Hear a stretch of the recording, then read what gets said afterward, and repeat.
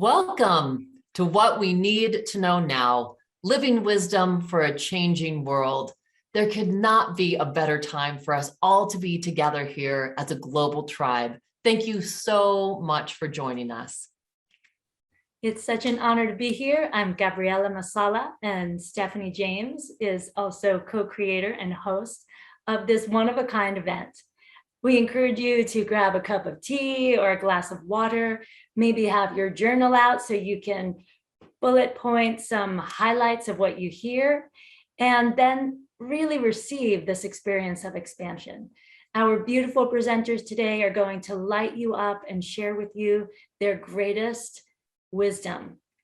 And in between our presenter hours, we'll also have an opportunity for you to come into your body, come into your breath, journal a bit so that you can reflect and contemplate on some of what's moving for you.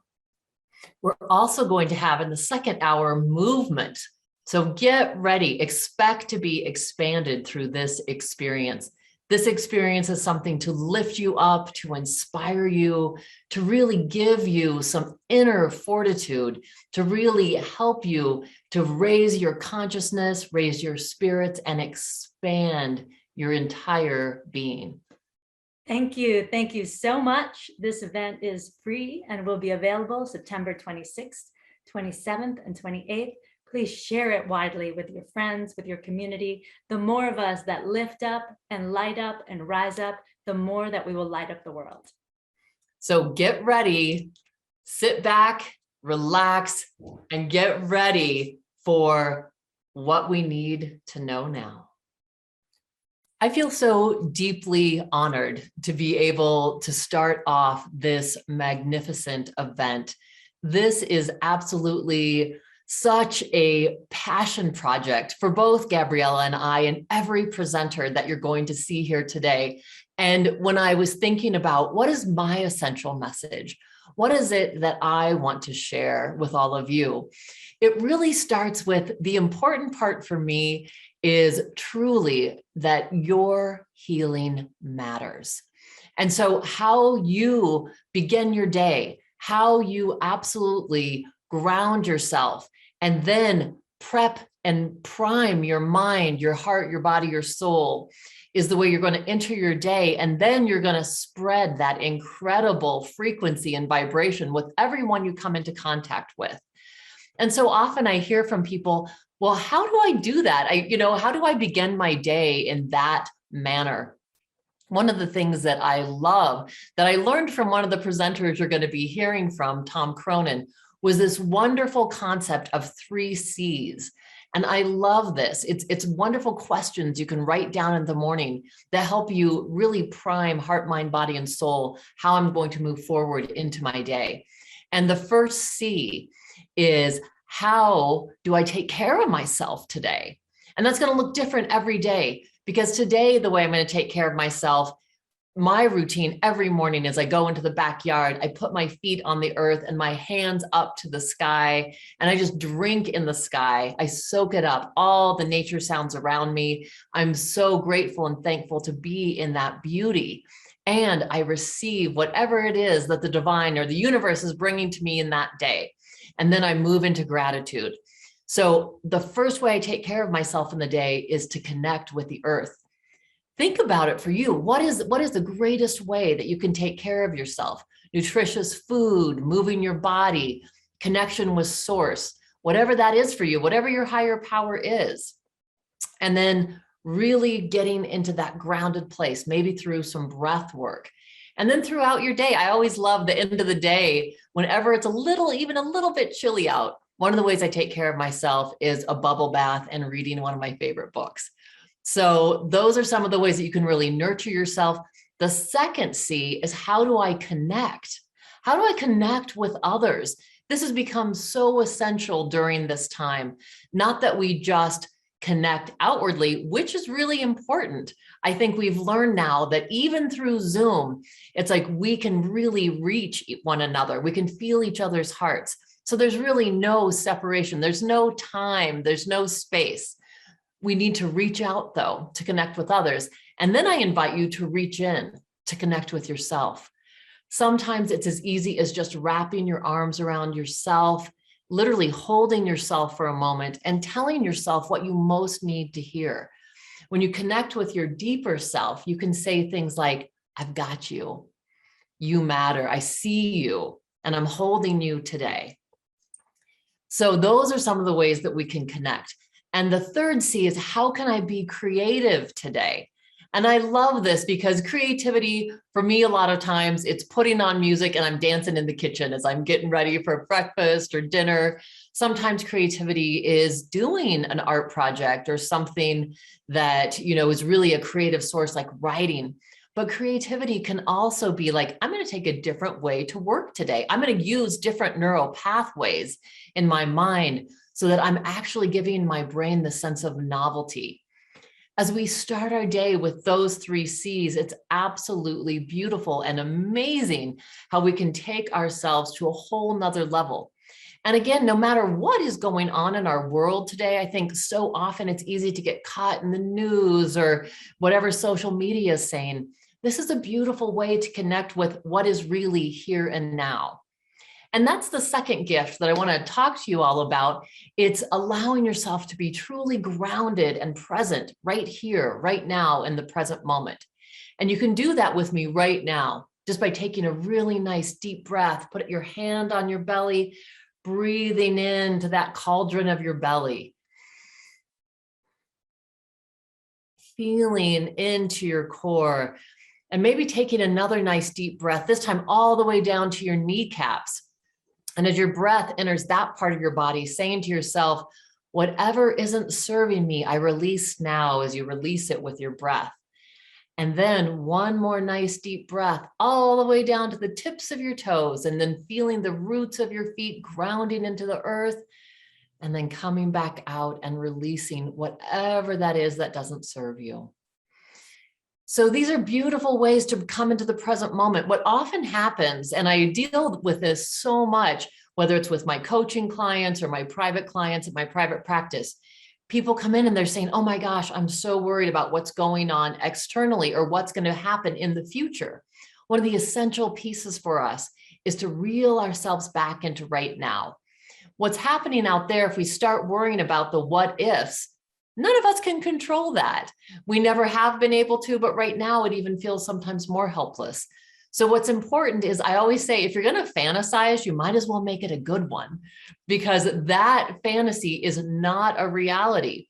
Whatever's happened in the past, ruminating about the past, wishing things were different, again, still not reality. None of that's happening now. So bringing ourselves into alignment in the present moment, grounding ourselves right here and now, that's what helps to fortify us. That's what gives us strength, so that no matter what happens, we're coming to it from a place of resiliency, a place of grit. We've cultivated all these beautiful things inside of us that then we can bring out into our everyday. And so I want to bring these practical gifts to you. I want you to ignite the spark in your life. And when we do that, and why is I always say your healing matters, is because as we light ourselves up, as we take care and really heal within, that is the gift that we share with the rest of the world. You are a powerful creator and you're a powerful healer. We have to realize that energy starts within us right here and right now. You are in store for just an amazing, amazing few hours where you are going to be able to uplift and energize yourself. So let it begin right now.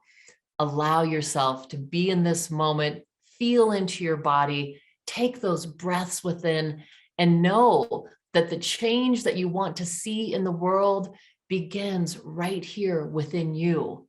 You can be that change that we want to see, that you want to see, that we all want to hold in this world. So the hope of the world starts with you. Sending so much love. So thankful to have you here with us. Welcome back. I am so excited about what is happening in this amazing, amazing event. You're getting to hear people from all around the world that are really sharing their hearts, their souls, the secret sauce of what is helping people to really transform their lives and take things to the next level. My next guest absolutely is one of those people that has just inspired me and I know will inspire you. I'm here with the amazing Sam Cawthorn. And Sam is the CEO and founder of Speakers Institute and the Speakers Tribe. He's an international best-selling author. He's one of the world's most sought-after speakers and an absolute joy. Thank you so much, Sam, for being here with us. Thank you very much for having me, Stephanie. You know, Sam, your story from the first moment I heard it has inspired me. You're someone who has overcome what other people would consider tragedy, and you have used that to not only find your own voice, but to inspire others to find their voice and their story as well. As we're looking right now at, these challenging times everybody's facing, what is an essential message that you feel like is important to share?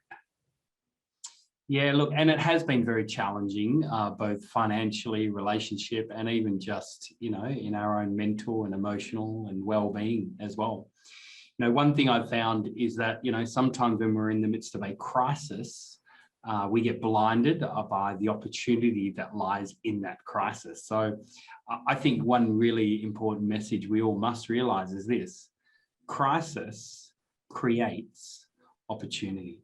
That sometimes we actually need a crisis in order for things to change. Yeah, so sometimes crises, are within our control. Sometimes they're not within our control.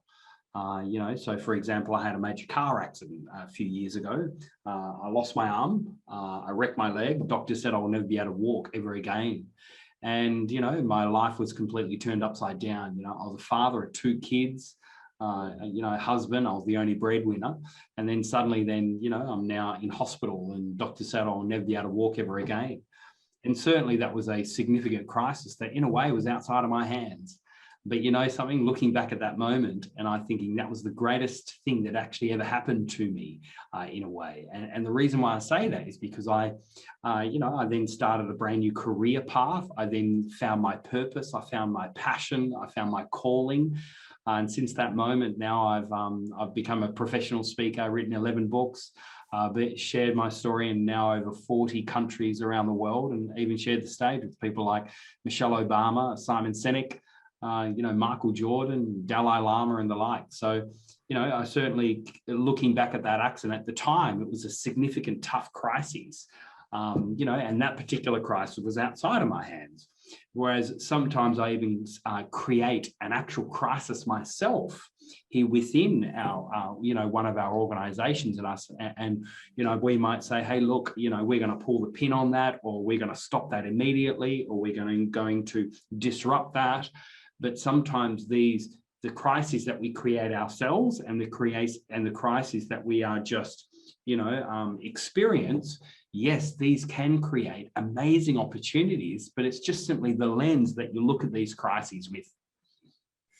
Yeah, I think that you just hit one of the essential keys, right? So it's our mindset and it's the lens that we're looking through. And if we can kind of change that lens so that it's not like crisis means, quote unquote, the end of the world, crisis actually equals a chance to do it differently. Yeah, but and on top of that, this is the beautiful thing, right? Is that I believe that the experiences that we've had in these crises actually then end up to be a story that needs to be shared with other people so they learn through your crisis. And so I would even go as far as to say is that your stories are no longer yours to own. And what that means is that the tough times that you've been through, and the key word there is through, the tough times that you've been through is you've learned something through that. And so now the onus is on you to share that learnings with other people so they can get through what you've already been through. There's people out there that are stuck. There are people out there that haven't overcome the things that you've overcome. There are people out there that are crying out for information that you already have. And so now the onus is on you is to share your story, help other people get through what you've already been through. And in a way, that actually formulates your own intellectual property. That's brilliant. I love that. And I have to say, you know, I was just listening to our interview the other day. I'm actually writing about Sam and his amazing story in my new book. And so one of the stories that just grabs my heart is when your daughter came into the hospital room after your accident. And I don't know if you want to share that here briefly, but that's such a powerful story. Yeah. So after my car accident, you know, I was in a state of denial. I'm thinking this hasn't happened to me. I haven't really had a car accident. And then realizing what had happened, you know, I went through pillow after pillow just simply for my tears, but not because I was sad for myself. I was more sad that my kids would have to grow up with a disabled father. So my young girl, she was 4 years old at the time. She came in and saw Daddy in the hospital, and she jumped up in the bed and tears were just running down my face. And she looked at me and she goes, "Daddy, did you have a car accident?" And I said, "Yeah, I had a car accident." And she goes, "And Daddy, did you lose your arm in the accident?" And I said, "Yeah, I lost it. I lost my arm." And she goes, "Daddy, the doctors, they couldn't find it anywhere." They literally thought they just had to find my arm and sticky tape it back. Sticky tape fixes everything, Daddy. But my kids have never said, "Dad, I wish." You know, "Dad, I wish you had two arms." They've never said it. A year and a half after my car accident, my wife and I, we then had our third child. He's my boy. He's never known his dad with two arms, but that's okay. You know, for me, life is what you make it. And even though I now live with a permanent disability, I can still quite confidently say that I am the most blessed and happiest man alive. Well, and I can attest to that because I've known you now for a couple of years, and it's just incredible to see your energy, your drive, and the positive stuff that you're putting out into the world, Sam. And thank you very much. But you know something, I don't feel superhuman. I think everyone's got it within them. And for me, it's, you know, how you look at life. You know, we are joy, we are light, we are hope in the world. And the more that you realize that, the more that you realize that you exist on this planet to help other people, to shine your light brighter than what it's ever have been before. And I think we're all called for that. Well, absolutely. And I feel like what a great essential message if we can shine our light into the darkness of what we go through and then craft our own story that then helps lift up others and truly bring others to that point of them inspiring others. It just reminds me of that whole thing, like, you know, that we can truly be that pebble in the pond and the concentric circles of love and healing just extending out from us. Yeah, I couldn't agree with you more, 100%. But, you know, my encouragement to everyone out there again is share your story. You know, we're sick and tired of people just preaching to us. And so the best thing for you to do is open a wound, be vulnerable. You know, the word vulnerability comes from the Latin word vulnerabilius, which means an open wound. So open a wound and share your story. And the more that you share your story, the more that you will actually inspire and empower others. You can't just inspire and empower others by just preaching to them what they have to do, what they have to, you know, what you have to do, etc. No, it's more about saying, hey, look, this is what I experienced. This is what I went through. Let me share with you. And the more that we do that, the more that through that vulnerability, the more that we can then inspire and empower others. Well, Sam, thank you so much for helping shine your light and share your light and help inspire us. Thank you. You're welcome. Welcome back, everyone. What a special gift. Our next person is Dr. Valentina Onisar, who is joining us from Romania. Thank you so much for being here, Valentina. Thank you so much, Stephanie. It's a pleasure to meet you. Well, and so the message that you have, that, you know, we had a wonderful interview last week, and you just shared so many wonderful things that I feel like are so important right now that people really need to hear. And what do you feel like is your essential message that you want to share today with all of us?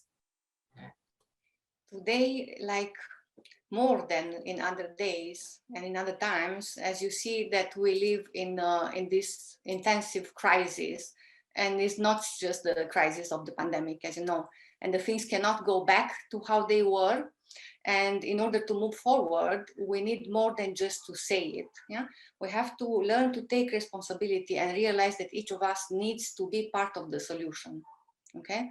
So whether you want it or not, the old is gone. So we don't return to what it was. And now is the moment to build the future. And what we are sowing in this moment, it will have effects and faster than we think. So if we remove this unnecessary and shake off the debris, we can uplift our perspective and step into a tomorrow, which can be lighter, fresh, and ready for something even better, even if right now it doesn't seem in this way. But as you know, a crisis is a window towards something which can be higher according to how you take it. So there has been crisis over crisis, and eventually transformation break through. Yeah. So again, the crisis goes beyond the virus nowadays. You feel it maybe intuitively, and you may as well admit it. And this sense of fear and powerlessness, needs to go and be replaced with courage, responsibility, coming out of the victimhood and assuming this gradual or immediate awakening of ourselves and be that change that we want in the world. And start living in an integrative way, even if, again, the conditions may not seem as we would like them to be. Yeah. So again, what you are sowing right now is the seed for the new reality. And the funny thing is that technology is at our hand, but our potential is not, unfortunately, developed. We didn't tap into it so much at any of the levels, and we have so many levels in our beings. And we were talking last time about a little bit about quantum healing and about forgiveness as paths of growth, of integration, of healing, of awakening to what is our nature about, So this love and forgiveness, abundance, all these are actually active paths of growth, right? And they are essential. So the idea is to stop just waiting for others to take charge of your life or of whatever happens in your world. Okay, but instead be that change. So assume what's happening around you. Take just a deep breath and make that step forward. Set up the intent to transform and to plant that beautiful seed of humanity. And eventually you even hear people talking about this galactic fraternity, right? So it may be time to really see what is that about, and that starts the moment we awaken to embrace and to manifest that human fraternity and to open our hearts to the one next to each other, right next to you, and then eventually go through that to what is called non-locality and bring forth that healing, which starts from opening of your heart, of course, first of all, but then again, like it has to be both heart and mind, eventually going towards this higher supramental integration. Okay. So beautiful, and the ability to transform not only ourselves, but our world really is within us. Right, and you have to wake up to that. Don't think it's somebody else's fault for whatever limitations you may have.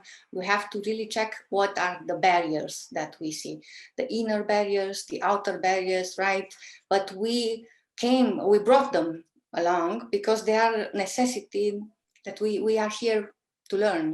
We are here to develop certain qualities, to wake up some dormant qualities which are inside of us. So there is an adventure. And we should not be so much afraid of life, so much afraid of that, kind of like if you are afraid of that it doesn't mean that you have to die, obviously not. I'm not saying, yeah, but the point is that every process of transformation is a little bit of that of this ego, or that of this limitation that you feel so comfortable about. So going a little bit out of this comfort zone, sometimes it takes learning to say no to some of the conditions that you live around, you know. Again, learning to listen to our hearts also, but in the same time, training the attention is essential, right? And eventually also learn to relax and to create this space, this do, be, not so do in the crisis, because again, living in the do mode, it's only perpetuating this crisis and sufferance mode, and you're becoming like a robot. We had enough of this robotic life. And as you see now, the artificial intelligence is coming out with all these new and apparently things which they say that they will help humanity, but we have to be attentive around that and not become ourselves robots, and instead cultivate these wonderful qualities which are part of the heritage of the humanity, which we really should embrace them and become aware and manifest them, all these which are divine attributes, and they can take you in states of expansion of consciousness, which can lead not just to healing from a physical disease or mental disease, but to something much higher, to a quantum leap for your own life, but eventually for the whole humanity as one, actualizing that oneness, which is there, but if we don't actualize it, no. So we are wasting this chance. It's a great chance to be alive, and it's a great chance to be alive in these times as well. It is so exciting when I'm hearing you say this. And I know that there's a huge part where we do get so busy doing that we forget it's not about, you know, always striving or grasping or desiring something. That really the power is when we stop and we're able, as you said, to rest and go within. Right. And so what happens in that inner journey, Valentina? So this was very well pointed when we learned about creativity in the quantum worldview, which Professor Amit Goswam was talking about. And yeah, I understood that. And I understood that also in the medical practice, also as a spiritual seeker. And the idea is that you also know, you know, as a very developed and powerful woman, I see how you are there for the people. But this doing is never ending. So you have so many interviews to set up, you know, you have work from this moment to this moment to this moment. If we don't learn to give us the time of being in between and truly relaxing, but relaxing in an active way. The relaxation is something which we forgot. It's essential for healing. It's essential to learn to do these quantum leaps of transformation if we don't know how to relax and to tap into this subconscious power, which has the healing capacity, which is so much underrated nowadays, even in psychology and psychiatry, you know, and they should teach that. But in the same time, together with training people's attention. So attention on one hand, relaxation on the other. And then eventually learning how to do the dance in between. And truly when you relax, it means, I mean, it doesn't mean that you have to watch some, I don't know what, superficial comedy, even if we like them, so that can be too, but it's not really taking you to relaxation. So kind of for me, relaxation, for example, is walking in the grass, connecting with the nature in a very, very deep way. Learning, of course, there are methods in yoga, for example, or in other traditions, yeah, like Shavasana in yoga, or Yoga Nidra, which is even deeper, like kind of allowing the sounds of nature as if your body is listening with all your cells, this cell. Now, you will see, so it's such an expansion, which is so beautiful, and it's enhancing every single thing in your being, you know, and especially, like I said, it leads to gradual healing. And you will see the things from a different perspective. If we don't do this dance between doing and being, we end up being exhausted. And for what? You know, because again, that last moment can be any moment, you know? So it makes sense to be grateful and joyful about being here in this world, and being open to learn, first of all, you know, from all the challenges that we receive, you know, because we receive, and the more we receive, you can really say that you are, you know, you are loved by God in this way, truly. It doesn't mean that you have to look for them, but if they come in your way, use them, like a spiritual Aikido kind of, use them for your own alchemy. They are there for a reason. It's not that you're punished, it's not this only the rewards and punishment circuits. You have to go beyond them, and you cannot go beyond them unless you cultivate this acceptance, this self-love, self-respect as well, and from there go further. If not, we cannot speak about loving another person, for example. So it starts with this inner journey, it sounds like, of first learning truly how to cultivate that love with ourselves. Yeah, it starts from being honest with yourself, first of all, and getting a little bit more acquainted with why you're here, asking yourself. But you cannot do that. That's why you need kind of communities or somebody to give you that inspiration. When you speak about creativity, inspiration is the first. Inspiration is when you feel that you go from a contracted state of consciousness, from the ego or whatever, towards an expansion, So you kind of start the day with that in order to make an intent work. If not, if your intent, you saw this, the book and the movie, The Secret, it doesn't really give the clue. The secret is not given in that. But the point is that you have to start with being inspired, and afterwards manifest that intent. And it has to be in accordance with the purposive evolutionary movement of consciousness. And then you will see you're not disconnected, you're not alone. When you find something inside of you which is resonating with that, there's growth there manifesting, and you have no idea of where this can take you. But making that place for the unknown to come in your life is beautiful, is essential. And again, then it's courage. It takes courage, and when we do it, the miracles that can come into our life are phenomenal. True.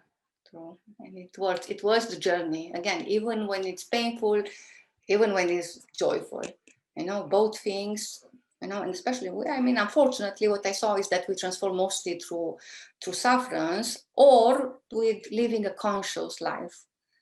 Because otherwise we take for granted so many things. Even cultivating gratitude is essential. You can heal from so many things, even just cultivating great gratitude in your life many times a day. We are not grateful that we have 2 hands, 2 eyes. We have so many things, and the more we have, the more we are not grateful, So that's a problem of the human nature as well, but the solution is also there. The solution is there.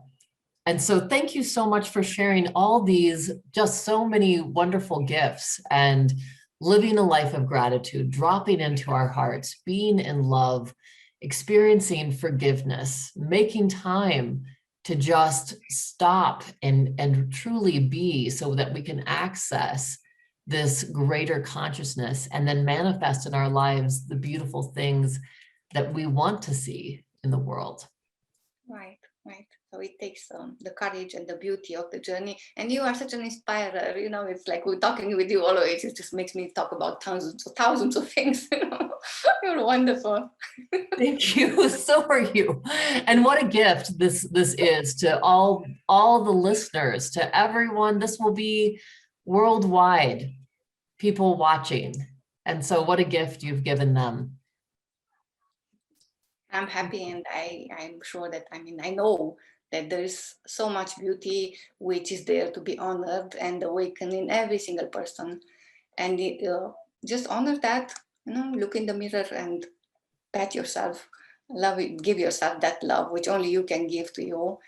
And that will bring up the courage also. And then slowly make the steps, and the universe is coming in your way. Just, of course, it takes attention in these times, especially. So I have to train that too.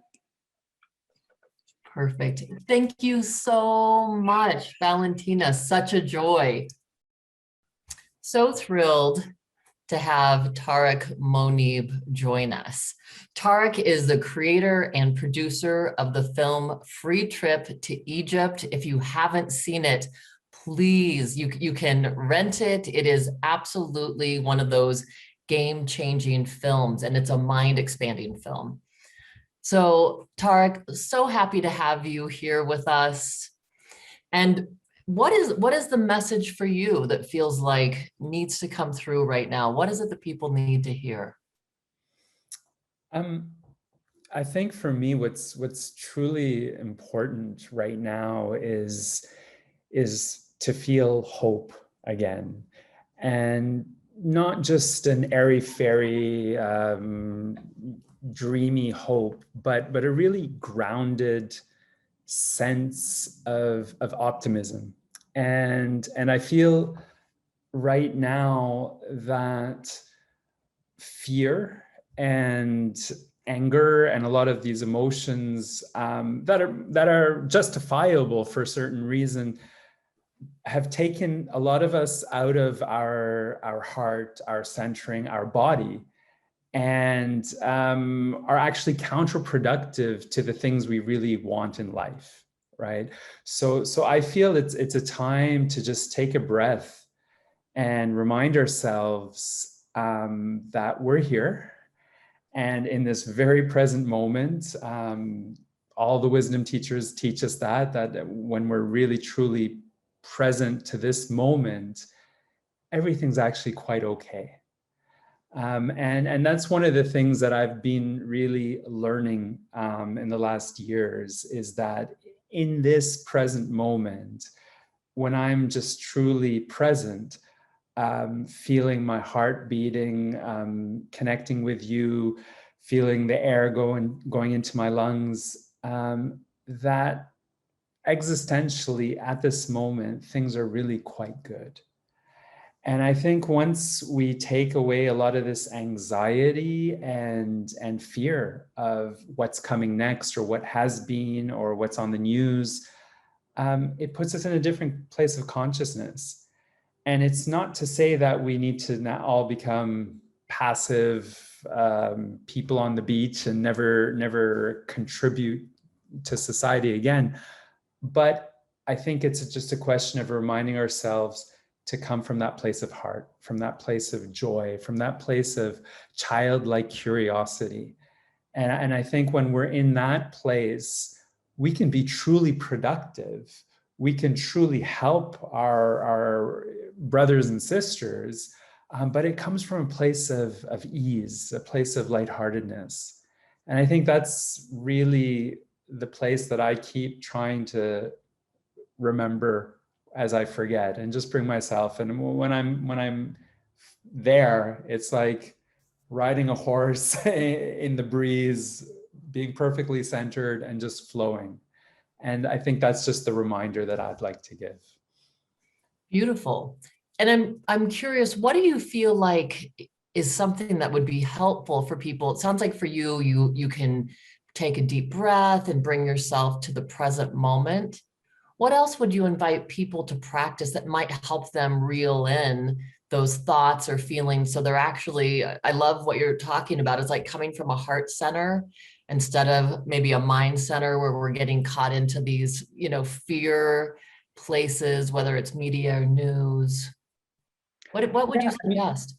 I think it's very individual. And it can be, for some people, it's singing.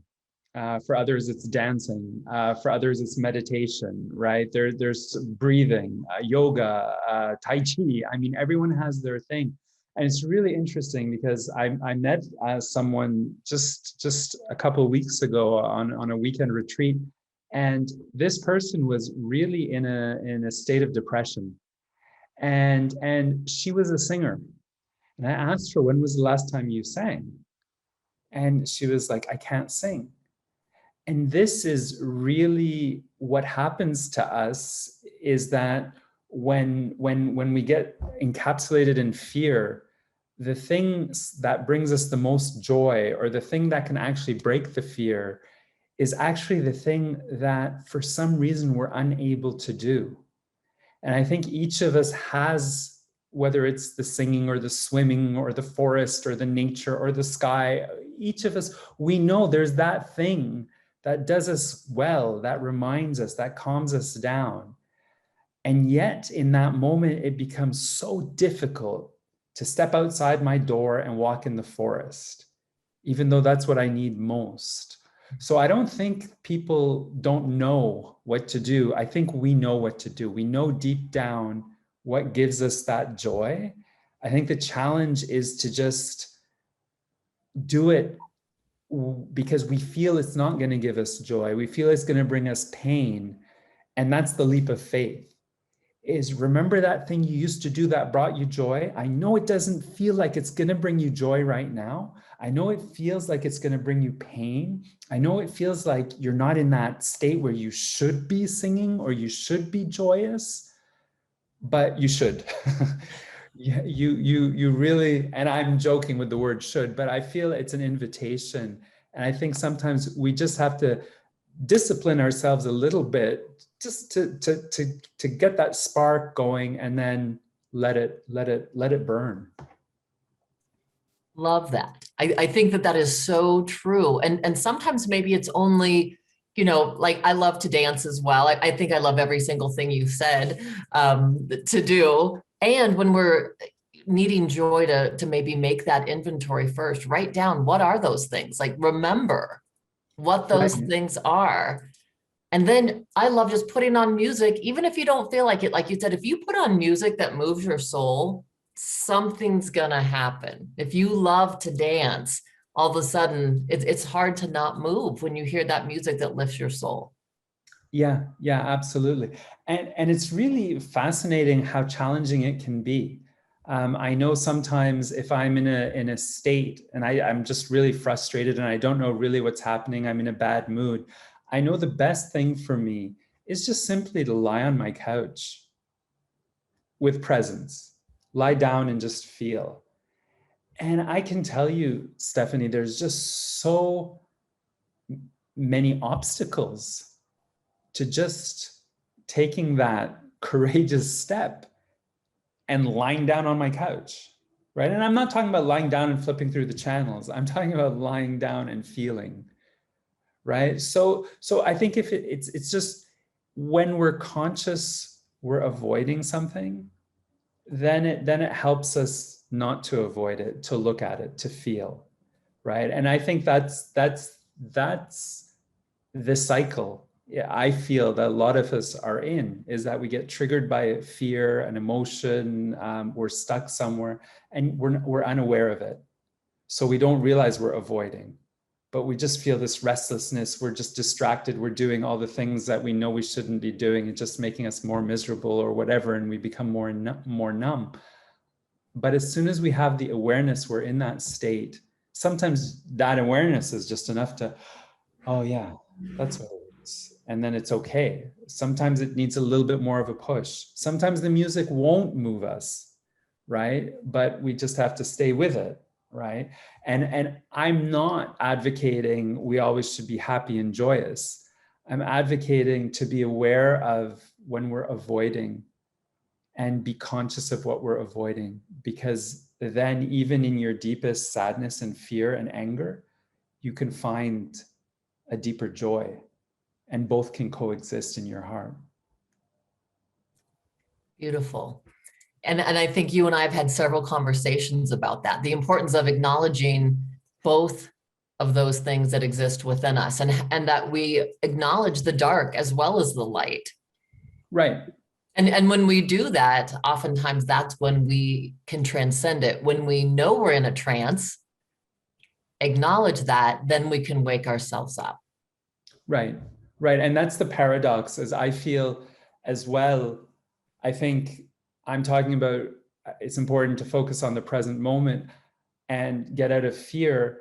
I think a lot of times the spiritual path that some people say they're on, sometimes that in itself can be a path of fear. I'm trying to transform myself. I'm trying to become a better person. I'm trying to connect with God. And I feel those things are actually fear-driven.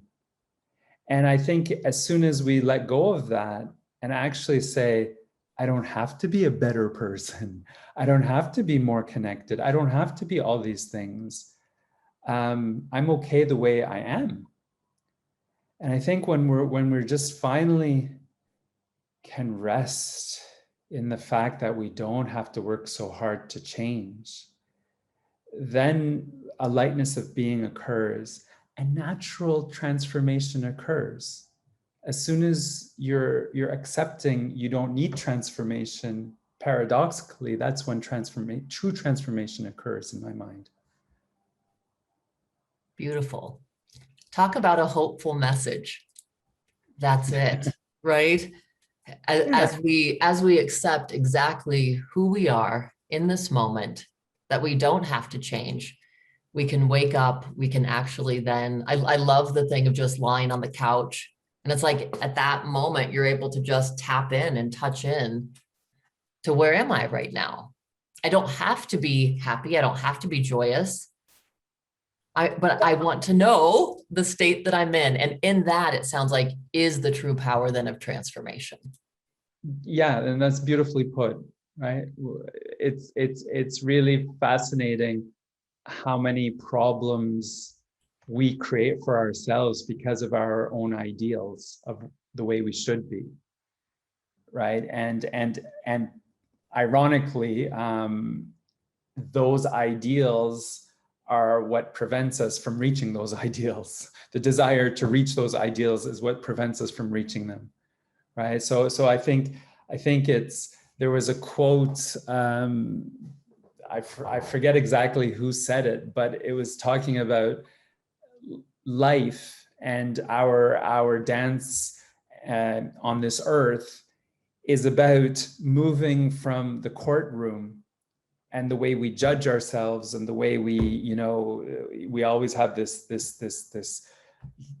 right and wrong and pass fail, right? And life's about moving from that courtroom, getting out of that courtroom and moving to the ballroom where you're just dancing, right? And I really like that because it's these, and it doesn't mean there's no right or wrong. It's just the question of the pressure we put on ourselves is so, it creates the exact opposite of what we really want. Well, beautiful. Thank you so much, Tarek, for this amazing message. And I'm just inviting people to join us in the ballroom. I hope you are enjoying all these amazing speakers so far. We have a very special speaker with us now, Phillip Moore, who is author, teacher, and director of the Upland Hills School. He's been director of the Upland Hills School since he was 23 years old, and for 43 years was able not only to sustain the school, but the Upland Hills School Ecological Awareness Center that became just this beautiful place where Lakota teachers and Ram Dass, Buckminster Fuller, Jane Houston all nourished the program so that it could be sustainable and flourish through the darkest of times and through the illuminated times as well. Such an honor to have you here with us today, Phil. Thank you so much for being here.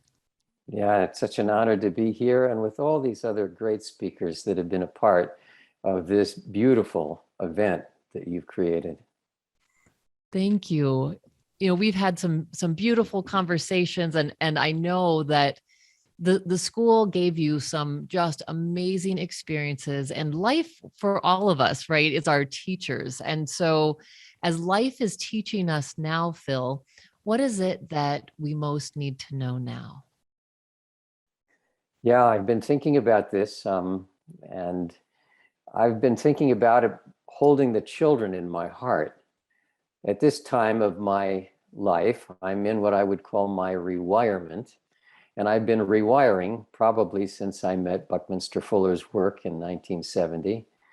And my rewirement is in a different place right now. And so now I'm carrying inside my heart, as my wife Karen is carrying inside her heart, over 1,000 children and their families. Because you never just encounter a child on their own, you always encounter their friends and their families. And so that's kind of like that's my retirement fund, is to hold all of these people in my heart. So these times now, this time of the global pandemic, this time in this moment, the equinox, a time of equal light and equal dark, these are very challenging times for our species, and it's a time for us to wake up. And so I'm thinking about what we need to know now, and I'm holding children in the center of my heart during this time. And so I wanted to share with with you and with our audience maybe 4 things. And these are 4, I think of them as hubs, like the sacred feminine. And I think of the struts as the sacred masculine that go inside the hubs. And we'll make a tetrahedron that way. We'll have an inside and an outside. The first hub would be living love. And living love is very different than saying anything about love. It's actually an embodiment, so living love. How do you live love? And if I'm thinking about children, and I'm thinking about all the people that are watching this, anytime that you're in the presence of a child, if your aliveness is to live love, well, what might you do? And here are, I would say, 5 A's of love. The first one is attention. As soon as you give a child, your attention, when you give anyone your attention, you are actually living love in that moment. And we know we live in a whole world of distraction. You could see people on the sidewalk, or you could see people in the forest, or you could see people at restaurants, on their cell phones and not really, paying attention. And paying attention is really a key. The next A would be appreciation. There are people in your life that you get to encounter, or there's just a kindness sometimes. It could be somebody who just transacts with you something very mundane, but does it with a sweetness. And then you can say how much you appreciate that, And so I think that's a very important way of living love. Affection, during the pandemic, it's hard for us to use physical touch. But before the pandemic, it would be very appropriate, to hug somebody or to let them know that you love them by way of touch. But we have learned during the pandemic to put our hands on our heart, or to, do something like this, or to bow. This is another way of showing love or living love and embodying love. And then I would say the next to agape and agency are 2 more A's. So I just kept it 5 A's, but agape is the sacred community. All children are almost always looking for friends to play. It's like the key preoccupation. In a healthy situation, you want friends and you want a community and you want safety, especially now. And so anytime you're arranging a play date, you're creating some kind of sacred agape, a place to fall in love. And what I can say after 43 years of being the director of Upland Hills School is that some of those friendships just last a lifetime. And sometimes I even think they may have met in a former lifetime and are just re-meeting now. I saw it often when 4-year-olds come together and they seem to love each other. They know each other. Maybe that's something that happened in another lifetime. But agape, community. And then the last one would be agency. Kids need to feel empowered to do things and to really understand what it means to learn how to balance on a balanced beam or to pull themselves up. There's agency is very important. So that whole living love thing is one section. The second hub would be pure play. We live in a world where we're mostly humans doing. And we almost always say that. We don't say, how are you being? We say, how are you doing, right? And we also want to know, what do you do? So we're manically fascinated by this whole idea of doing. But being is a whole different thing. And play, instead of it being for a specific purpose, play, when it's done in a very organic way, especially in the natural world, it is the most liberating and higher vibrational space you can be in. So again, anytime you see a child and you engage in some kind of play, then you are living a certain kind of vibration that is necessary for this time. Now, I'll just say a few other things about play. One is laughter. Anytime you can share a laugh with somebody at any moment. We have a friend, Swami Beyondananda, and he says, a laughative a day, and I think that's a great way of saying it. So laughter, imagination, anytime you're engaging and you can go on an imaginary journey with a child. Oh, that's so amazing. And surprises, there's this little boy who lives very close to here whose name is Augie. And I played a game with him called Where's Richard? And I pretended Richard was under a leaf, or, Richard is somebody who takes care of him, and I pretended he was in the acorn, in the shell. And every time that I would go, is he here? Oh, he's not there, I could see that just having surprises in Augie's world was so entertaining. He was so into it, and he could easily engage in looking for Richard. So surprises and adventure. Whenever you're going on a walk, it can be an adventure, wherever you are, especially if you're outside under the sky. The fourth thing I would talk about is equanimity as a direct experience. When I was a child, I was a middle child, so I was the third of 5. My mom had 2 children 9 months apart when I was about 4 years old. And so in a way, I lost my mom, you can imagine. And there was this beautiful woman in my life that I just adopted in my heart. Her name was Mary. And I would get in Mary's lap.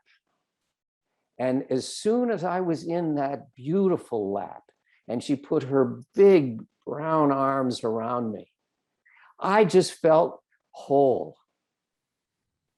And that equanimity still lives in me. The day my mom passed, I walked into a parking lot and fell into those very same arms. Mary was living so close to that moment that she was there. The universe put her there for that moment.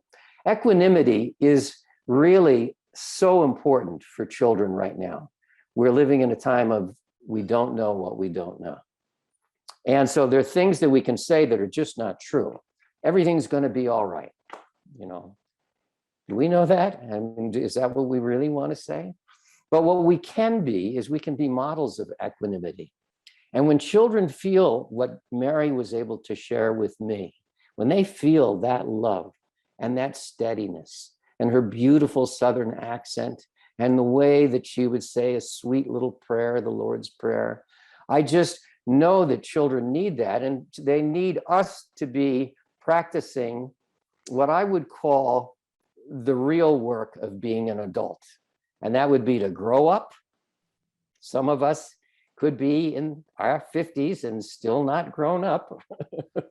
Some of us could be in our 80s and be playing pickleball and still not be grown up. But we need to grow up, especially during this time. We need to show up. Children want us to be on time and to be with them and to really show up fully present, And we need to clean up. There's stuff, as you know, as a psychologist, that we need to work on. And if we don't clean that stuff up, we're not being the best for these children, So we need to grow up, show up, clean up, and then finally wake up. And that wake up is so important. So I would say that those are the 4 things that we need to pay attention to. Thank you, Phil. So wonderful. Thank you for sharing your wisdom with us. You're welcome. Thank you for listening and for asking. What a magical time we are all having together. So many beautiful offerings. And I've just been so excited listening to this myself, being able to participate in these amazing interviews. So much wisdom, so much love, so much true, just my gosh, things that are changing the way that I think, expanding my heart so I can imagine what it's doing for all of you. Our next guest is a dynamite firecracker. Love this woman and her energy. I'm with Curtrice Goodard, and she is a published author, spiritual teacher, and mystic. She is a transformational coach and executive leadership coach.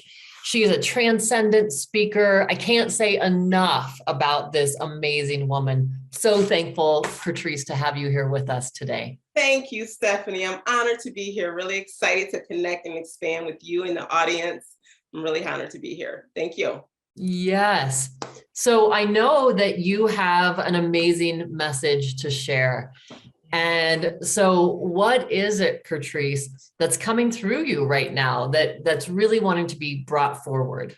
Yes, right now I'm doing work around social justice, social transformation, as I like to focus on, and really looking at the nuance and the narratives and what's happening in the world right now and my place within that. I'm very passionate about our own personal evolution, and our own personal development is the keys to actually transform a society. So I'm really wanting to infuse that conversation, the narrative, give people resources and tools for anti-racism, as well as people to heal and actually liberate themselves and create a new timeline in the world.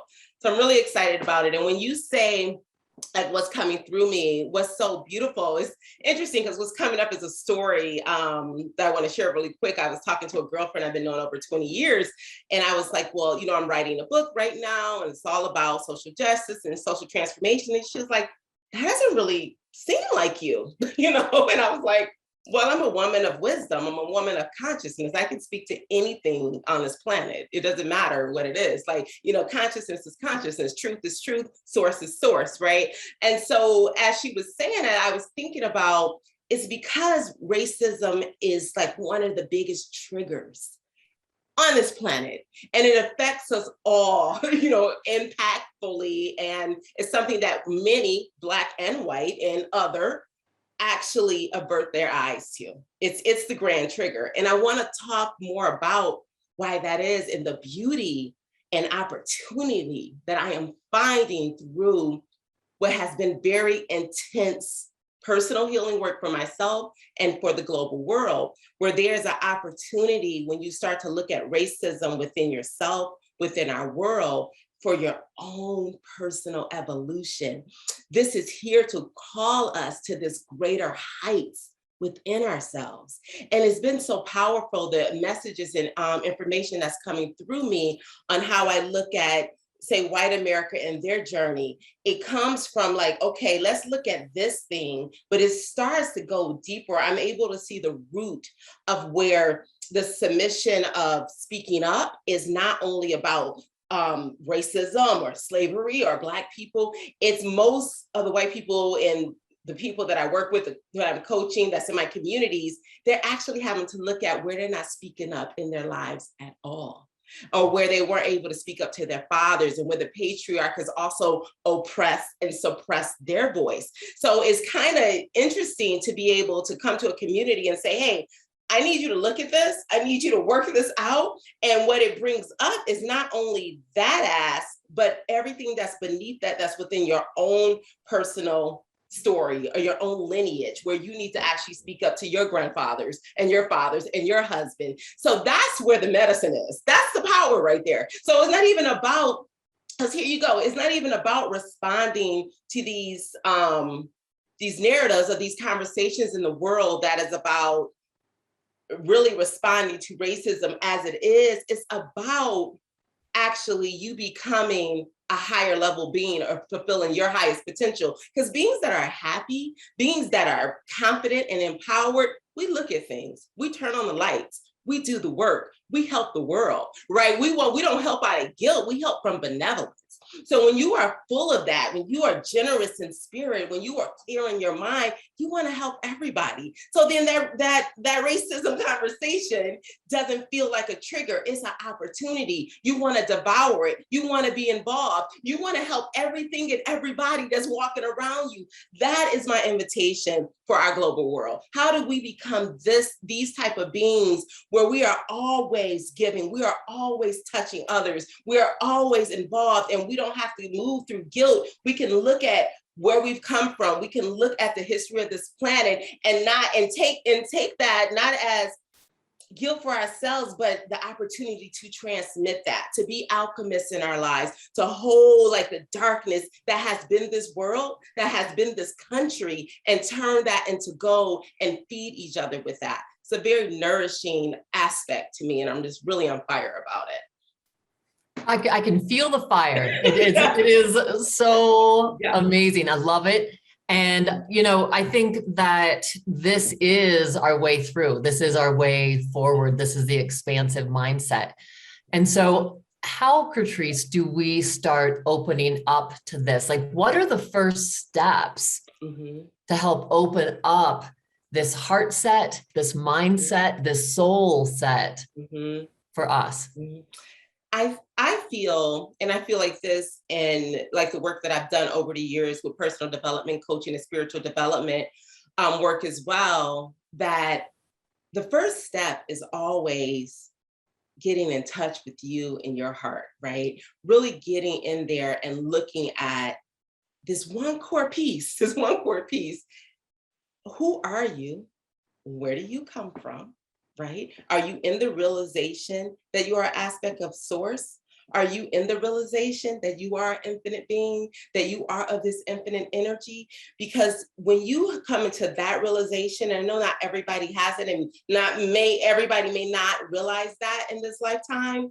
However, that's the transcendent game changer to me, because when you do that, then you can look at where you are separating yourselves, whether that's through race, through gender, through lifestyle. We are here to dissolve ourselves of separation on every level. And you know that is happening when you're at the coffee shop, when you're at Target, in those days. Do the work daily, not for them. I'm not asking you to be a good person for somebody else, for yourself. Do that to free yourself. So many people, they come to us as coaches. I want to make more money. I want to have a thriving relationship. I want a better car. I want a better body. I want to feel well in my body. Start with clearing and purifying your heart. And so that comes up even with myself. Whenever there's something in my world and it's a trigger to me, or I'm feeling a block or a separation or a judgment to the point of, I think that this aspect of me, this person doing this thing, how they're living is not of me, then I know that I need to go deeper so that I can get to that realization that that is an aspect of me. I can still have my values, my voice, my lifestyle, my truth, without separating myself from the other. And that is what's really important right now, because all the initiatives in the world when it comes to race and division, none of that matters if you don't really feel that in your heart. If you can't look at somebody else with a different colored skin and realize that we are one humanity, right? This is an aspect of you showing up in this way, and hold that person in your energy field, even if you never speak to them, then you're not doing the work. Curtrice, I love this conversation, and we could just keep going on and on. You know, one of the things that I was reminded of is Donald Neil Walsh saying that as you look at whether it's a millionaire or a homeless person on the street, that you say in your mind, I am that I am. I am that I am. And as a spiritual practice, I mean, that to me has been such a transformational practice in my own life. And so I'm hearing that from you, this beautiful invitation for people to say, I am that. I am all of it. Yeah. And so that there's no longer this, structure that divides us, that we see ourselves even more cohesively as one. Yes, yes. And I feel like even what you're doing here with this entire summit, it's based around that invitation for us all to move into that level of self-enlightenment and evolvement within ourselves. Like when you say, I am that I am, so much compassion comes in for me. And that's the true self. And that's the stance we all want to live in, is in that level of peace and connection on the world. And with everything happening in the world right now, I just feel like this is the perfect time for us to start going deeper into this work together. Yes, together. Curtrice, thank you so much for your beautiful, beautiful sharing. I mean, I have goosebumps right now.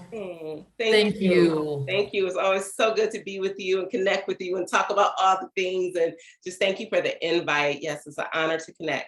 Thank you, honey. Okay, well, I have such a treat for you. I am here with the wonderful Tom Cronin, producer and co-creator of The Portal, an amazing film, meditation teacher, and transformational coach. An incredible human being that I'm so thankful to have here, Tom Cronin. Thank you for being here. It's great to be here. I'm really delighted to be able to share space with you, Stephanie. Thank you. So I know, Tom, we've had so many incredible conversations, and I know that one of your missions has been to share so much of the Stillness Project with the world, and really how meditation can bring us to that place of connection with the divine. And there's so many things. It's I imagine somewhat hard to choose. And I just am wanting to know from you, what do you feel like is that essential message that's really important for people to hear right now? It's amazing to look at the world from a macro position, that is a long-standing, long sort of epoch of time, and to see what we've morphed into, what we've kind of slowly adapted and become, and the way we live our lives. And I was really blessed quite a few years ago to spend some time with some very traditional landowners here in Australia. There's some beautiful Aboriginal people up in Tiwi Islands. And I spent some time with these people who lived very remotely and very traditionally. And it's so beautiful to see the simplicity of the existence that had been lived for thousands and thousands of years, a lot of being still, connecting with the land. And as I left there and went back into our busy lives, I realized that the one thing that is really causing a great concern for me and a great level of dis-ease and discomfort and discontent in our world is the amount of activity that we have, the amount of mental activity and physical activity, the amount of talking activity, the amount of listening activity. And one thing that's really missing when you look at some of the ancient traditions and some of the cultures and groups that have managed to harness a great degree of blissful enlightenment, we see one common denominator: a lot of stillness. And for me, that's what's really missing in our world now more than ever because of our phones. We've lost the gaps in our life. We've lost those moments of just pausing, and we're filling it in. And people are really underestimating the impact that scrolling through a news feed or a social media feed and taking on that information, what that's doing to our nervous system, to our mind, to our physiological body. And we've got to really look at, in some way, shape or form, compartmentalizing gaps back into our day. And now meditation plays an important part of that. And that's why we're seeing this increase in people looking for meditation, hundreds of people, hundreds of millions of people using some meditation apps now, because it needs to offset and rebalance the amount of stimulation that we've got going on in our lives. And it's so simple. It's so simple. It's not like we need to read more. It's not like we need to have more YouTube videos, more courses. We actually need to, firstly and foremost, learn the art of what it is to be still. Now, there's something that needs to come with that. Just closing your eyes and being still isn't quite going to cut it, because the mind itself doesn't want to be still. The mind, now that we've given it a taste of what it's like to have immense levels of stimulation and pleasure from social media feeds and emails and Netflix, which is a very new phenomenon only in the last 10 to 15 years. Now the mind has got a taste of that and it wants more. It's like an addiction that it doesn't want to let go of. So we do need to teach the mind how to be still. And it's a process. And this is where, certain meditation techniques will play an important part in that, in teaching the mind how to reach that level of stillness and quietness. Because when the mind becomes still, then the body starts to become still. But if we try to still the body and not still the mind, then we're going to have this incongruency. We're going to find that very uncomfortable. It's like a bunch of fidgety kids in a classroom. And so to really harness the art of stillness on a regular basis, we need to harness the art of meditation. And what flows from there is quite phenomenal on so many different levels. First and foremost, we tap into an inner intelligence that's within our body. There's an amazing, incredible healing intelligence within our body, an intuitive intelligence within our body. It's a message system that is always there. But what's drowning out that communication that's coming from our body is this noise of the mind. It's like having this beautiful Beethoven sonata playing out, and then this roaring Metallica in the background on volume 10. And it's like you won't be able to hear it because there's so much noise in the mind, and we've become a very cerebral society. We give so much emphasis on listening and thinking and talking, and very little emphasis on just quietening it all that down from the top and just allowing that intelligence within us to guide us through life, to allow that healing intelligence within the body to give sovereignty in our own health and then sovereignty in our own happiness as well. On another level, what happens, so physiologically, it's very powerful when we get stillness. But more importantly, when we still our mind and yet we're still awake, we access the field of conscious awareness. Some will call it God, source, divinity, higher self.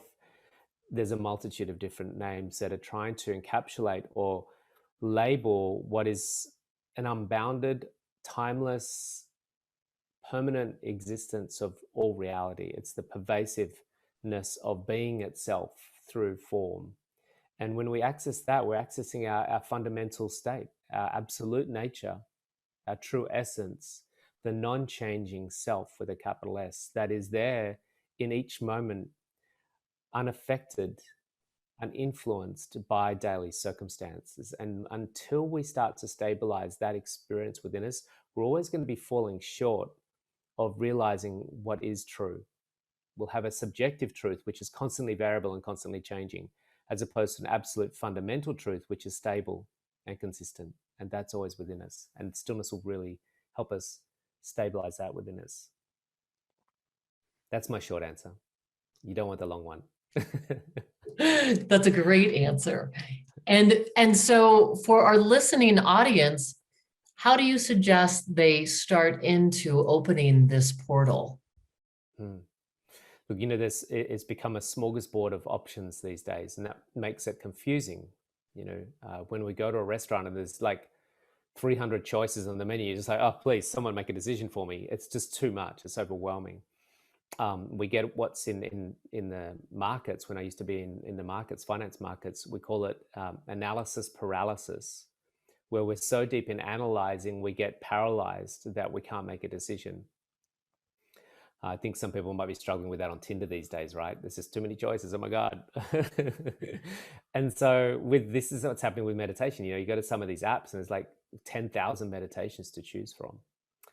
Look, I've used one meditation over the last 25 years, and I used that because there was one thing about that meditation that was quite unique that none of the other meditations were offering, and that was this transcendent experience.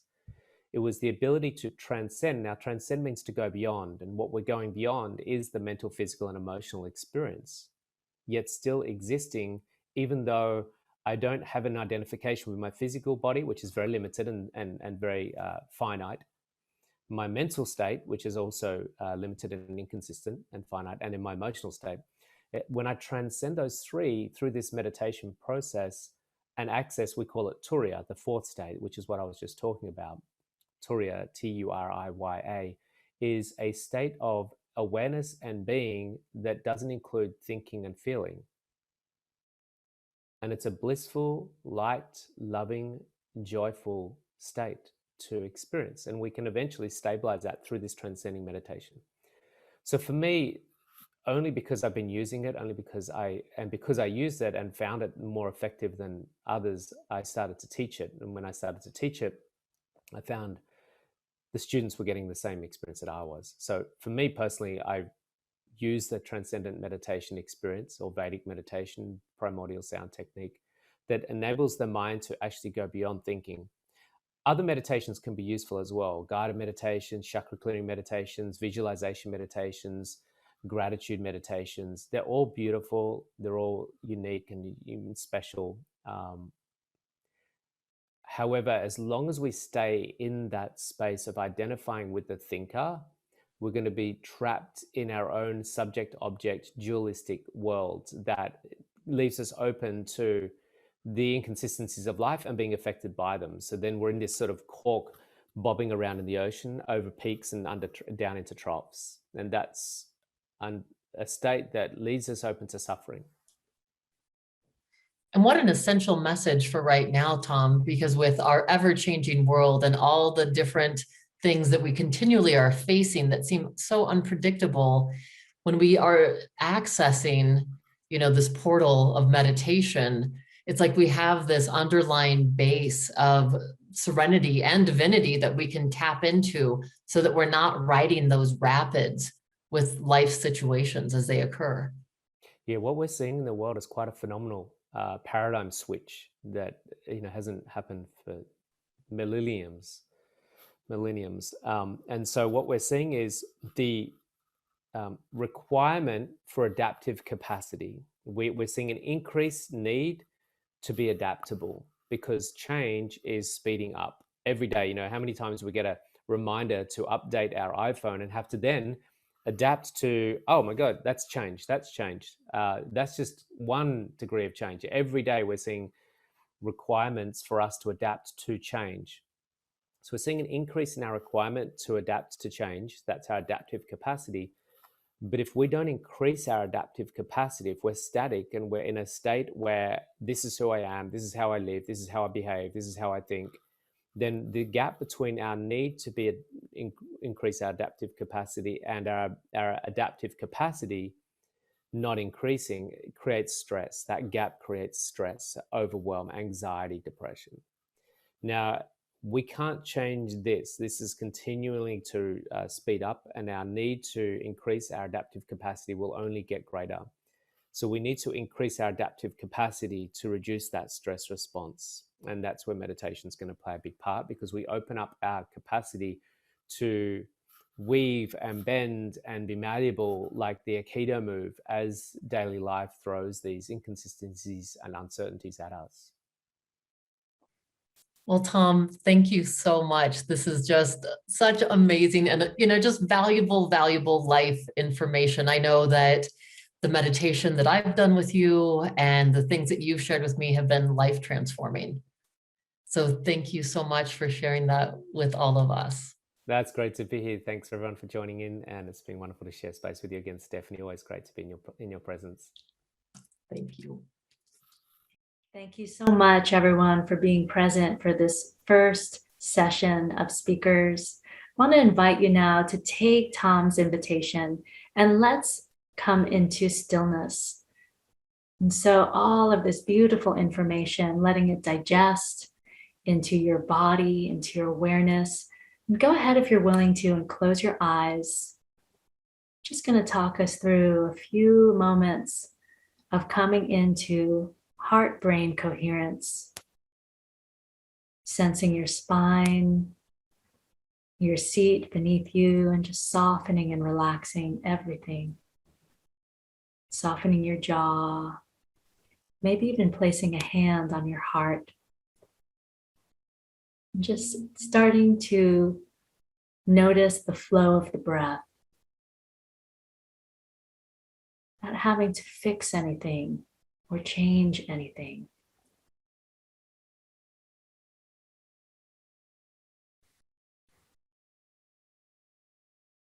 Sensing the inhalation and playing with expanding the inhale to about 4, 3, 2, 1. And your exhale even a little bit longer. 6, 5, 4, 3, 2, 1. And continuing to breathe in this way, like ocean waves that are breathing you.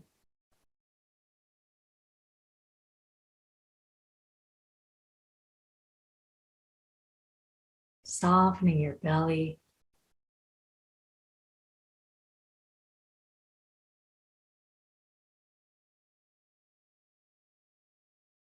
Opening your receiving.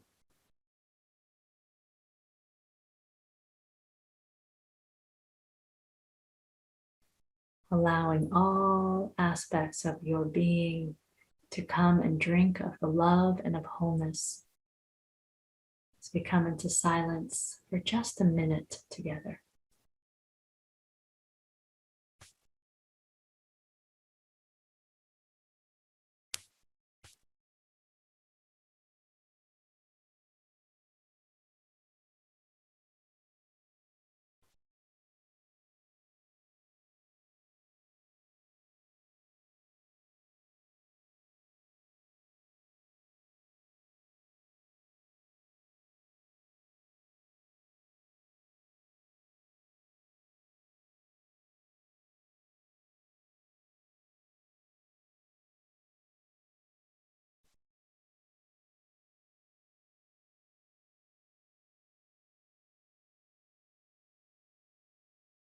Beautiful. Drinking in that deep silence and continuing to stay anchored to this place as we continue on our journey.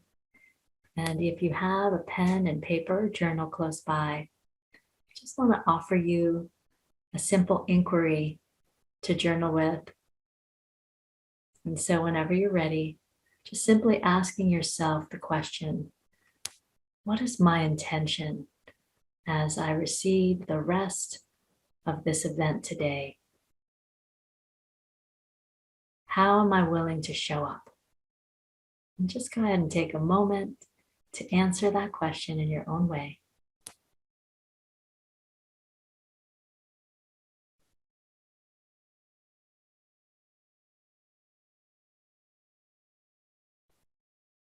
Let whatever comes without overthinking it. And know that you can come back and continue whatever journaling arises. And we'll transition next to a beautiful song by a very lit up international cosmic citizen, Nimo, sharing his song Grateful. And we are grateful for it all. Thank you. So now sit back and enjoy our first musical guest. Our first musical guest is a global humanitarian known internationally as the kindness rapper, someone who has revolutionized positivity through hip hop. I bring you Nimo.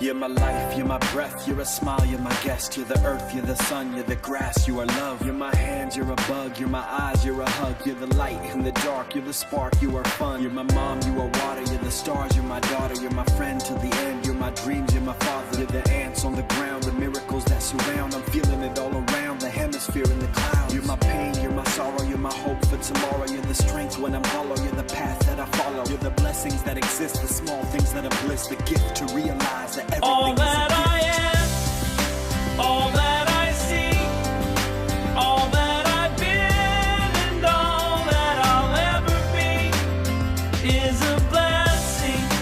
It's so amazing, and I'm grateful for it all, for it all.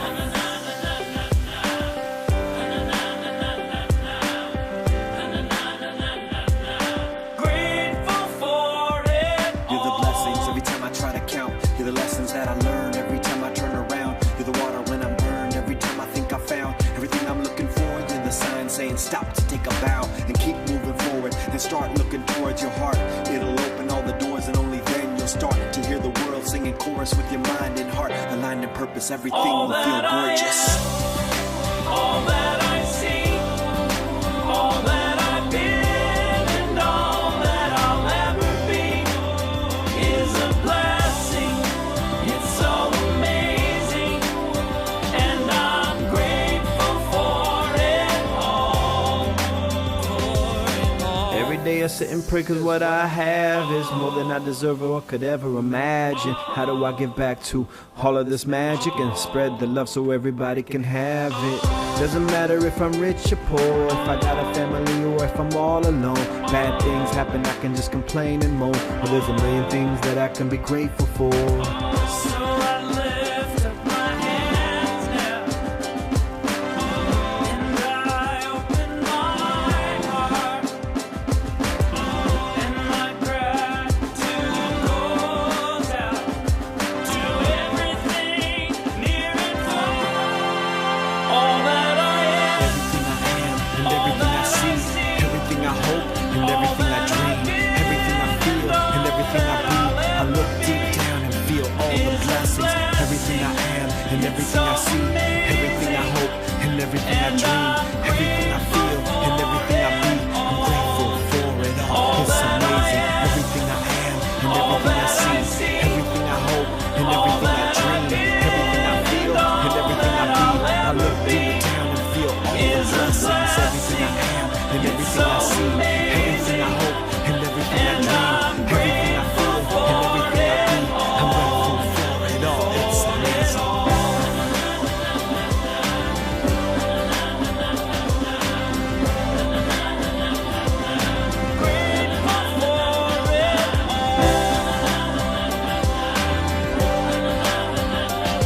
You're the blessings that exist, the small things that are bliss, the gift to realize that everything is a gift.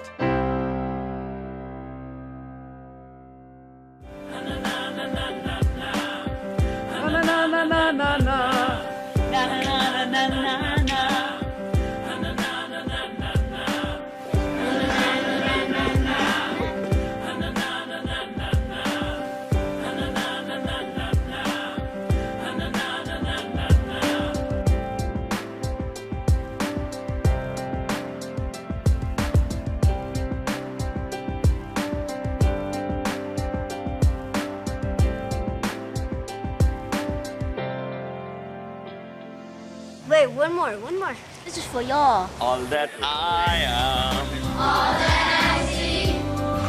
All that I've been.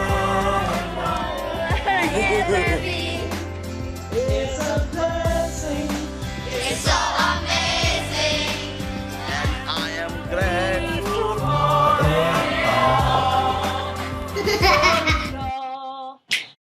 I am here with the beautiful Natalie Ledwell, co-founder of Mind Movies, best-selling author and speaker.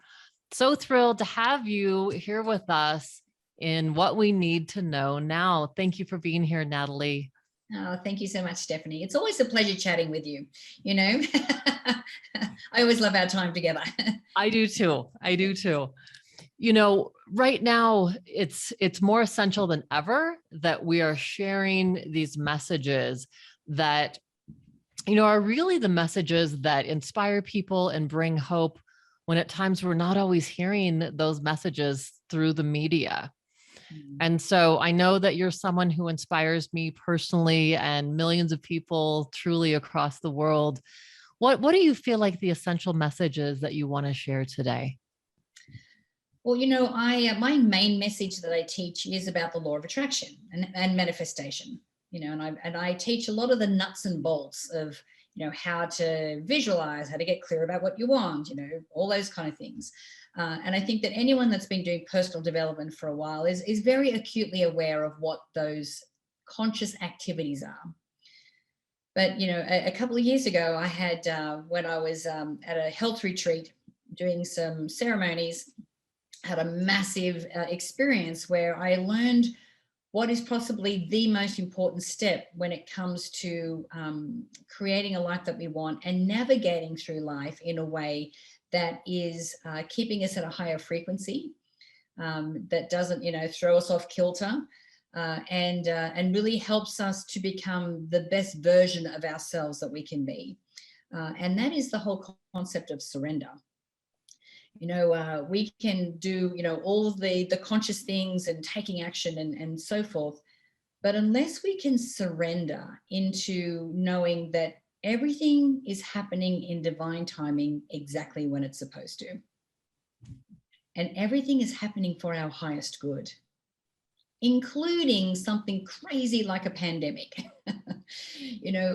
When we can, surrender into knowing that that everything's happening the way it's supposed to be. So we can, from that place, we can step out and become more of an observer of what's going on, rather than being emotionally caught up in the negative vortex of what's happening.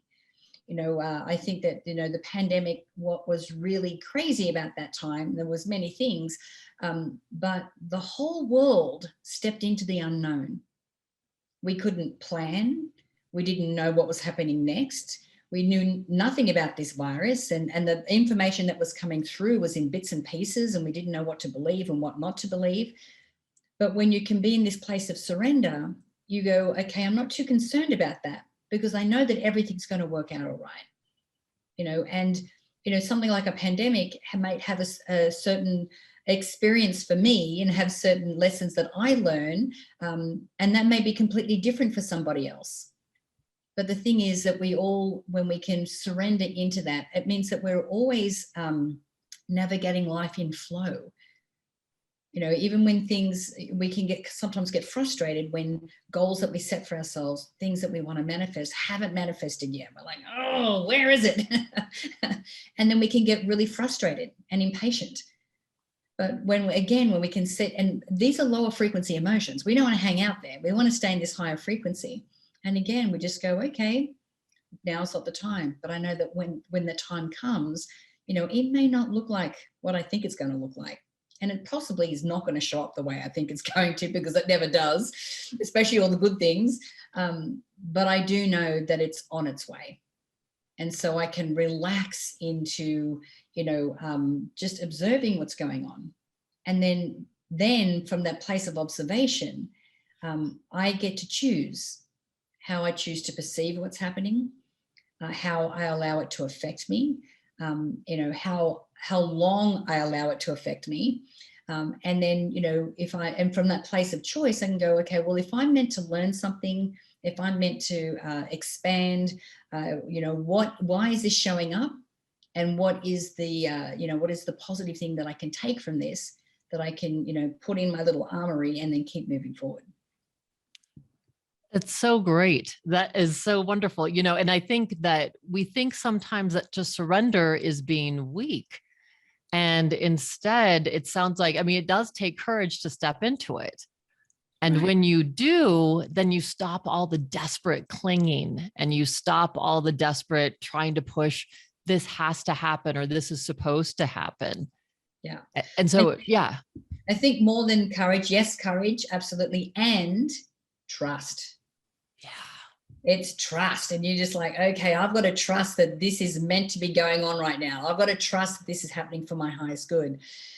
And it takes time to get into that, especially if you're, like us, and we're doers. Like, I'm a GSD. I just get stuff done. I make it happen. And then sometimes I have to sit back and go, no, now is not the time for me to push. Now is not the time for me to force things to happen.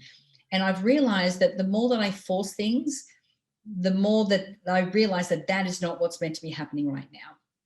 And I'm not saying, sit back, visualize on the couch and just wait things to come to you. That's not what I'm saying here. Yes, we're moving forward, but when you operate from this place of surrender and trust, you're operating with ease and grace. It's not like you're not pushing a boulder uphill. You're actually flowing. And from that place, it's so much easier for all those things that you need to make this life happen for you to be attracted to you, because you are a vibrational match to those things.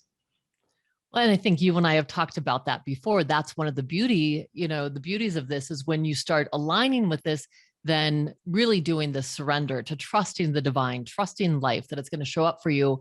That's when the magic occurs. Right. That's when these miracles just start coming into your life. And it's like the universe just lines up to support you. Absolutely. And like something like a pandemic, there's still a lot of people who are operating from fear. Even people who are vaccinated, who are still, in a place of fear.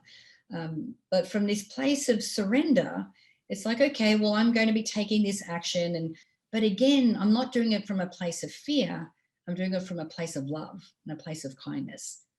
You know, anything that we do, any actions that we take, anything that we do during the manifestation process and how we operate in the world needs to be from this higher frequency, these higher frequency emotions. So the more that I hang out there, the easier my life becomes.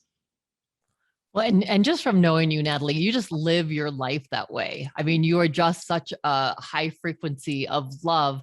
And for those people that are still caught in fear, what is one of the ways that they can start to step into the love? What do you recommend for people?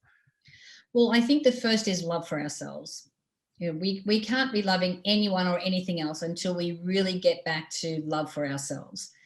And that can be anything from making sure that you have like daily practices where you're meditating, having a bath, taking a walk in nature, anything that's just nurturing you and is filling your cup.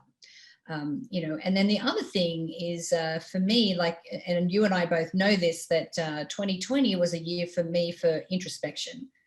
So, you know, the self-love that I showed for myself was having the courage to look at the parts of myself that really needed to be healed.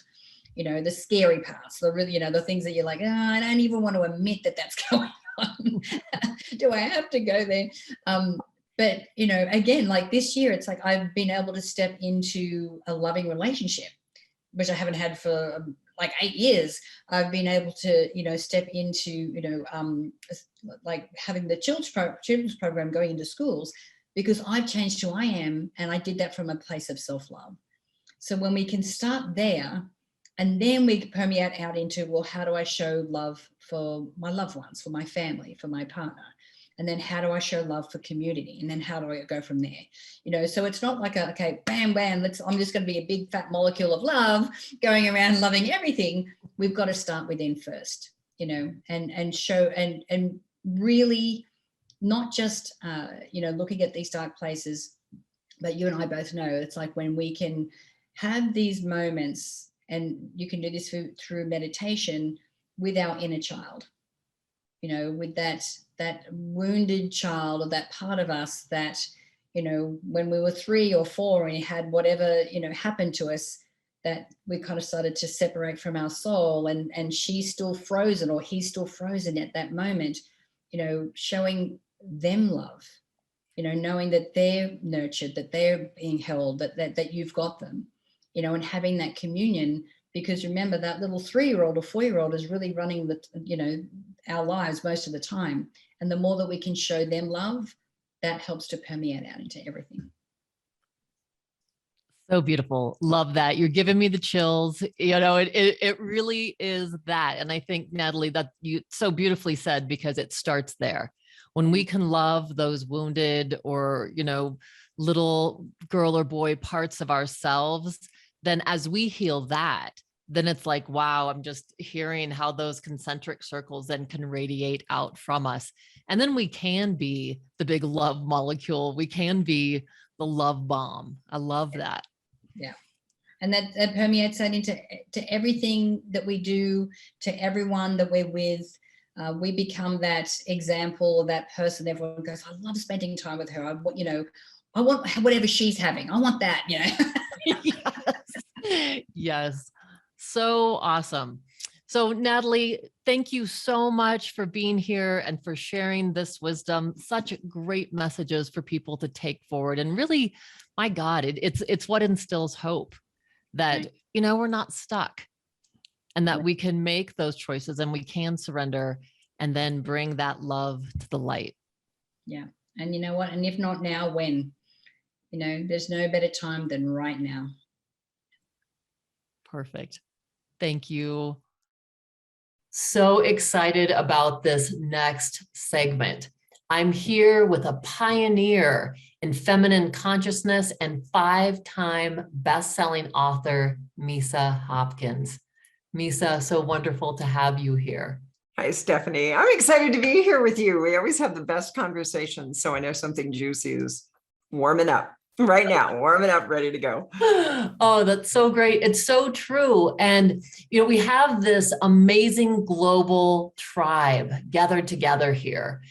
and people really wanting to know what they need to make it through these changing times right now, and what best serves us as we're trying to move through sometimes chaos, or sometimes where we're moving through uncertainty.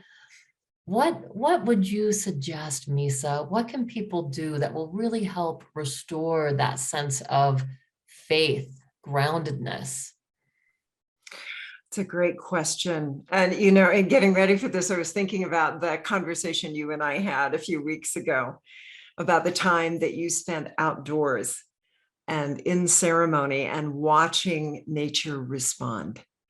And how when we get fearful going through these times that the mother is moving through, right? She's moving through with fires and floods and storms that she's been holding us for eons.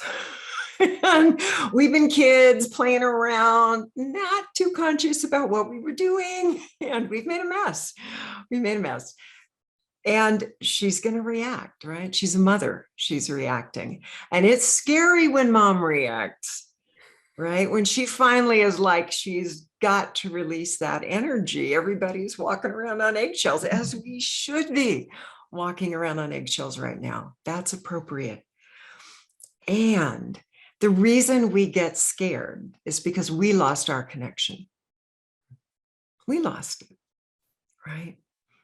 We knew when we came to Earth, not only were we the ones we were waiting for, we're the answers that we're waiting for. There's nobody to wait for to do it. We're it, right? We're it. And we carry these answers inside of us. And they're expressed in our relationships and in our connections. So if we want to feel grounded through these crazy times, the one to get grounded with is right here. She's Mama Earth, right? She's right here. And she's saying, all right, kids, enough of this goofing around, trying things out, experimenting with things. You need to come back and you need to sit down with me. You need to connect with me. You need to connect with each other so we can figure this out. It's not your job to fix it. It's your job to be in relationship with me. And that's the great calling right now. To me, that is the great work. Where is my connection? Where are my thoughts? What am I doing every day to connect with this great planet, to connect with the sun, to connect with the cloud people, to connect with the plants growing in my yard, with the birds building their nests, with my partner, with my husband, my kids, with the people I serve? Where the heck am I? Am I right here, right now? Am I present? Am I listening? Am I aware? Am I doing my part? Or am I hiding? Am I running? Am I looking for some place to go where I just don't have to deal with this? Or am I just absorbed in the news, looking at all the bad stuff, you know, thinking how bad can it get, cussing out the politicians that serve us, you know? Where is my energy? Where are my thoughts? Where's my focus? And did I, each and every day, and this is the question I ask myself before my days, and did I connect? Did I connect with Mother Earth? Did I connect with myself? Did I connect with the humans and animals and beings that I'm here to touch? Did I connect with the divine? Did I connect? Because if I connected, and I stay connected, I have nothing to be afraid of. Beautiful, beautiful.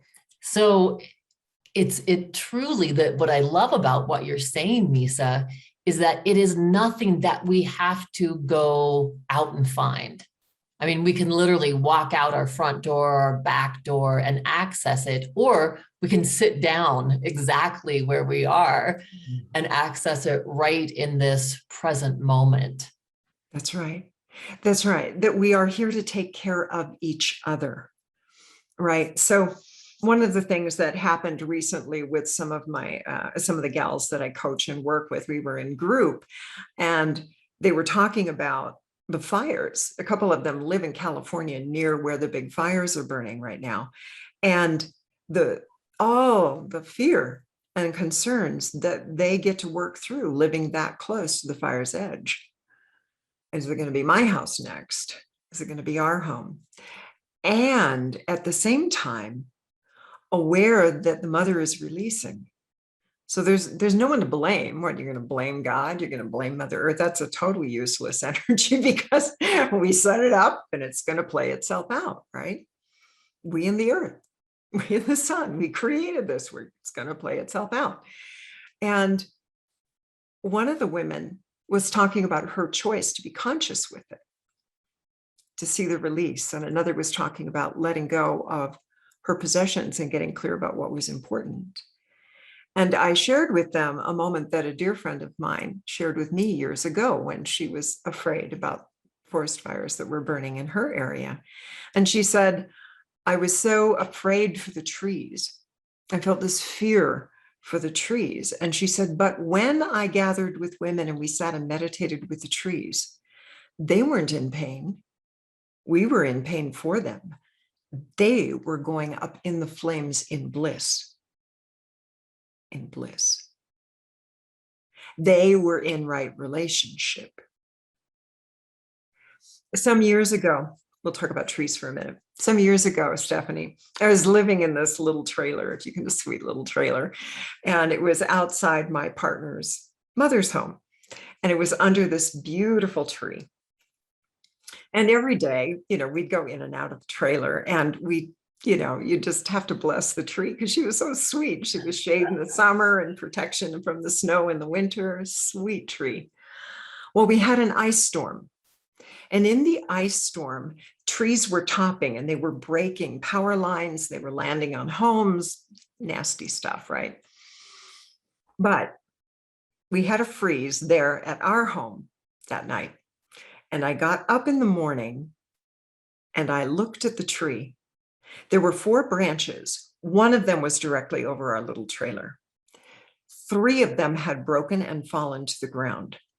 The one over the trailer stood strong. It didn't break. Within a day or two later, my truck was parked on the road. And I got up one morning and a tree had topped. So it means that it froze and the top of it broke off, fell to the ground directly behind the back of my truck, did not touch my truck. I could go on and on and on with stories about outdoor ceremonies that I've done with butterflies coming into circle and landing on every single person in the circle, with sparks flying and touching not a single person around the circle.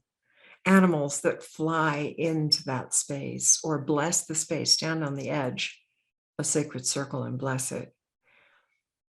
Animals that are supposed to be threats that weren't. I could tell stories for hours. What I've witnessed in my life is the power of that connection. When you're connected, you are taking care of each other.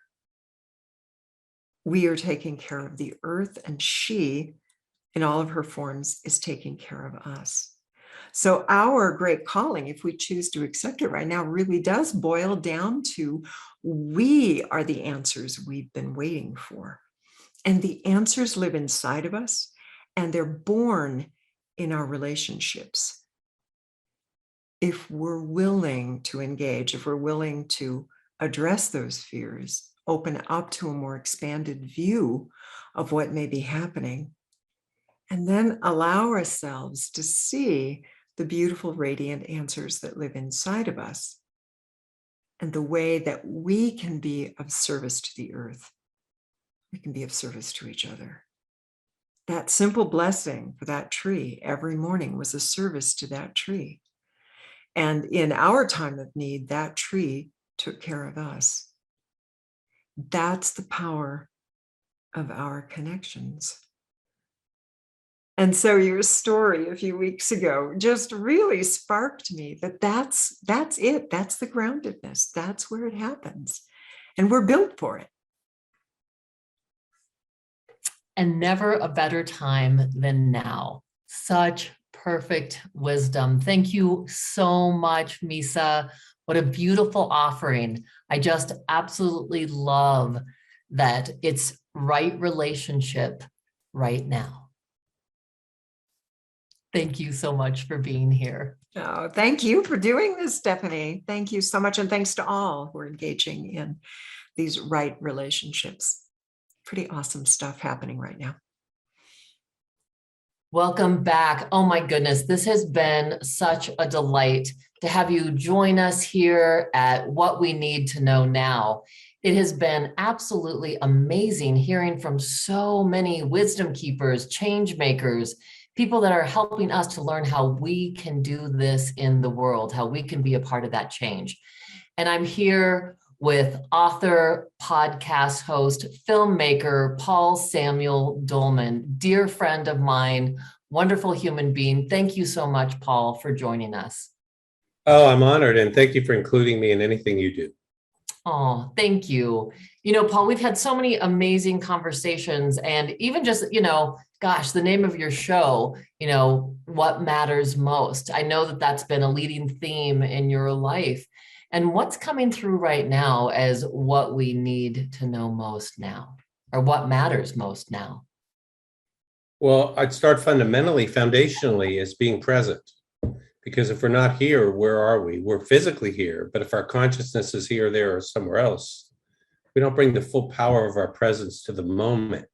And in that, which is the only real thing we have. Of course, I'm borrowing from hundreds of teachers that have come before and are around now. But I think being present, this is what works for me, by the way. I have no one way that's great for everybody. Don't have an 800 number yet. So I would say just being present. And then from the present, I feel like we then are aligned with these higher forces, with the universe, with our beautiful earth. And when we're aligned, then beauty comes in, beauty passes through, all kinds of experiences. And then it's like we're really enjoying the movie. We're really here. And then for me, when I am present like that, it seems like more wisdom comes through, more love, more compassion, more service. And then I have to get out sometimes just because that's the contrast of living in a polarity in a 3D world. So I would say being authentic, being present, being conscious, showing up, and then looking to give first, to listen first before you look to get, take, and tell. Well, and that's one of the things that I think I really love about you is that you notice, first of all, for those of you that don't know Paul, he puts pictures up every day on his Instagram of the most beautiful things, whether it's children laughing or puppy dogs or the gorgeous ocean that's around you. I mean, it's just, you just notice beauty, and that also you reach out and help other people. And I'm remembering the story of the guy that you gave pizza to. Mm-hmm. That had a broken down truck and was looking down on his luck. And what a significant, that simple gesture of you going into this place to buy a slice for yourself and then buying it for him. And when you handed it to him, just his response to you was really powerful. Well, I feel the love for you in this moment because I'd forgotten that. And so you start talking about it. Yeah, it's emotional. Those simple kindnesses are they're amazing. And it's funny in retrospect, when I was more in ego, how much money I spent to remotely have that feeling, which I never got, trying to do for me or through stuff, as opposed to when you're not looking to do it, but when it really comes from the heart. That was a heart-led moment. And things like that, kindness. Try to be on the lookout for those because it just feels so good to have that paradigm. Thank you for that. Yeah. The beauty's everywhere. I mean, everyone, wow, your photography. But I mean, it's everywhere. I feel like it's like diving in the world's most beautiful reef. There's just so much color and fish. And this is a million times that. It's amazing. If you're paying attention and not in your head. Well, and I think that's, yeah.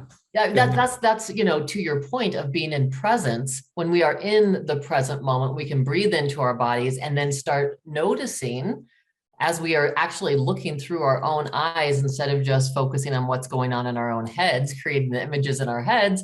We're actually looking outward and noticing the beauty that is all around us, that's available to us so much of the time. And even if you live in a place that doesn't feel beautiful, you can look up and see the sky. It's amazing. I mean, that's it. You can be in touch with all of creation right there. Well said. And I actually pray and say things all the time like, use me, guide me, inspire me, don't let me miss it. Protect me from linear harm if I am looking around, I'm on a bike lot. And then everything is, again, if you don't have a preference, like we had a big storm come through here. Henry was supposed to be a hurricane. It went down to a tropical storm. But I went out to the beach on the South Shore, and it was just the power of nature and the clouds and the waves and the ocean. Just, it made me feel really small in terms of my form, but yet part of a bigger picture. It's like at night, there's an outside shower out this door.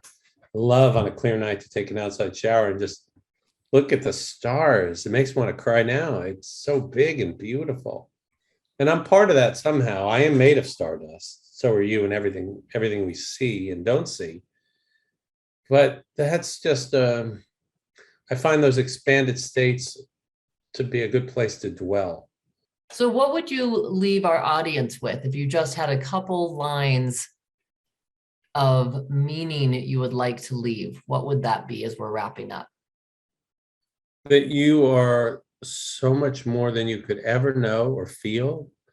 You're infinitely miraculous. You're hurtling through space on a giant magnet in one galaxy of infinite galaxies. You came here in this space and time.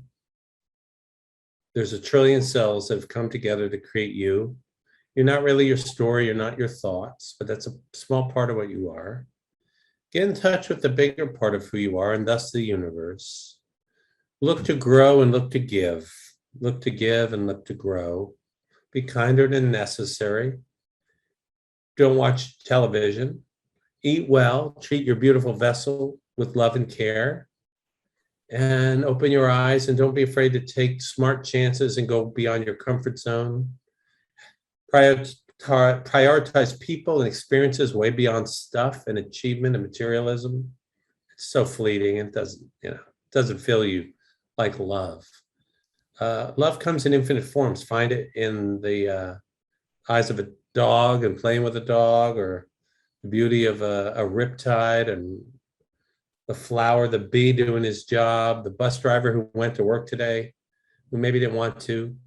Cut the grouchy people some slack. We never know. They might have got the chemo diagnosis today, or somebody died and they had to come in, or who knows, they might be in pain, probably in the inner pain for sure.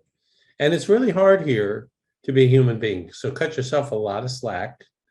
Find the joy in the nooks and the crannies and the crevices and the cracks in the sidewalk on the street and in the sky at night, and keep feeding your soul with good stuff, both physically and also spiritually and mentally. And if you're catching this, you're probably on a pretty good path. And then whatever happens, be like a goldfish and forget it, and then just move on to the next moment. Cherish the memories, cherish people, hug longer, be careful, and believe in science, but also mystery and magic and miracles. Beautiful. Thank you, Paul, so much. Thank you for sharing your gifts, your wisdom with us. I'm honored. Go in love and peace, and have a good time. It's short. This is so exciting. I hope that you all are absolutely as lit up as I am. I'm just so blown away by the offerings that we have here that are really igniting our spirits and opening our hearts. Our next presenter is an amazing heart in this world as well. We have with us Dr. Morgan Oakes. He is a high performance coach, shamanic practitioner, professional speaker, and chiropractor. He's got so many different gifts that he offers. So happy to have you here with us, Morgan. So grateful to be a part of this, Stephanie. Well, Morgan, what is it, as we have talked so often about what humanity really needs to hear right now, what's landed in your heart? What do you feel like needs to be shared at this time? Yeah, it's obviously a time where a lot of things are in motion. And I think that's the first thing that most of us need to realize is we live on a dynamic planet, right? Life is always changing, relationships are always changing, business is changing, and we can say this at any point in history, there's a speed of evolution, right? And that speed of evolution just feels like it's faster now. So I think that's the first thing, is just to, accept that we live in a dynamic life, right? So knowing that things are going to shift and evolve. For most of us, I think, part of what's really been highlighted the last year and a half is that we're a little too dynamic, right? Everybody's been so busy. And I kind of think sometimes it's like at a wedding where they're playing the chicken dance and it just keeps going faster. It's no, and everybody's out there dancing and it's going faster and faster and faster in this chaotic frenzy. And then it all falls apart. But on the dance floor, we laugh and giggle and high five and hug each other. And then the DJ either slows the song down and starts it again, or they move on to a new song. And I really feel like right now we're getting invited to move on to a new song.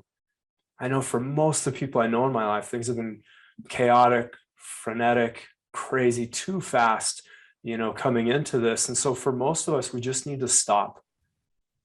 Stop what we're doing, just kind of let everything settle out. And that might only take 5 or 10 minutes, but let everything settle out. And then another thing that I'm finding is really important is this external reality is always going to be shifting. Is salt good or bad for us? Is, this type of exercise good or bad? Is this health trend proper? Is this, the way to approach business? And ultimately, everything around us is always going to be shifting. And if you ask 10 experts, and really, I think any field of expertise on the planet, you'll get 10 or maybe 12 different answers. And so instead of tracking the external so much, I think this is a good time. And this is something one of my spiritual teachers taught me to, kind of imagine how much energy is focused on our brain right now. And even me, I can feel it, like a lot of my energy is in my mind. And so just letting that energy come back down into the heart. And you can even do a breath or two where you're applying your energy and intention towards your heart and recentering, and then going, okay, like what's true for me? The eating style that may work for your 10 closest friends and family members may not be true for you. So what does your body tell you? What does your heart tell you? What does your gut tell you? All the experts might be saying a certain thing about the career field that you're in. It may have been a should that you stepped into based on parents or based on where you scored on a test when you were younger, but what's true about your career? What's true about your relationship? And when we do that, I think usually we get 1 or 2 quick epiphanies. Like if anybody listening to this goes, okay, what's one thing I can let go of and what's one thing I can step into, right? If it's about raising energy, raising vibration, reducing stress, so as you drop into your heart, what's that one thing that that you're ready to let go of? It might be around relationship. It might be a behavior in your personal life. It might be something that's happening in career, around finances. It might be a spiritual practice, a morning practice. So what's that one thing you can let go of? And usually if we take 1 or 2 stones out of our backpack, the hike is easier. Right. And so that's the hope with this. And then as we drop down into the heart again, what's that one thing that we know will help us level up, that will help create some movement and momentum in our life? Again, in any one of those categories. And if we start just letting those things come to us, we've probably had those intuitions 10, 50, 100 times, and we just maybe haven't taken care of it. And so I think the more that we can do to know that the world is always changing, it's an ism, we can just accept it. Know that the truth around us will always be evolving. So how do we slow down, come from our mind back down into our heart and our body, and just do that daily assessment of like, what can I let go of? What can I step into? And with that, I think, ultimately the world is going to keep doing what it's doing.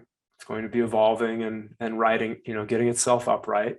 And how can we be staying in balance with doing that as well? So those are the things that are really coming to me. Those are the things I'm implementing in my own life. And those are the things that I'm sharing with my coaching clients and in other, conversations and interviews as well. Those, I think, are the keys to just, having this time be as positive and uplifting as possible.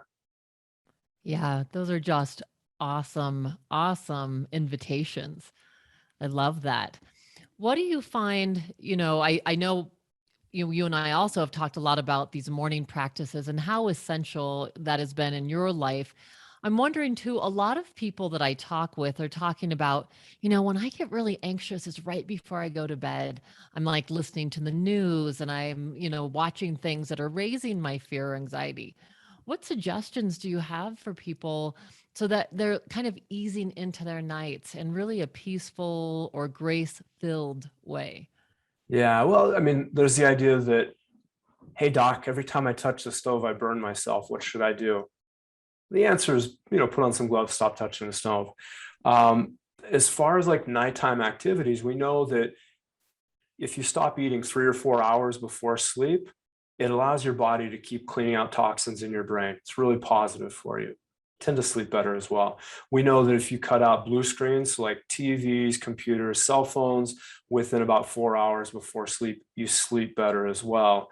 And ultimately, news, social media, a lot of these things aren't putting us in the optimum state. And I think it's all right to treat it like a spice. A little bit might be good, too much may not taste too well, So I think creating a nightly habit that works for you. I like doing gratitudes. I like journaling. I like connecting with loved ones, having downtime, really slowing things down and just adding in the things that are recharging to me, help me process and let go of the day.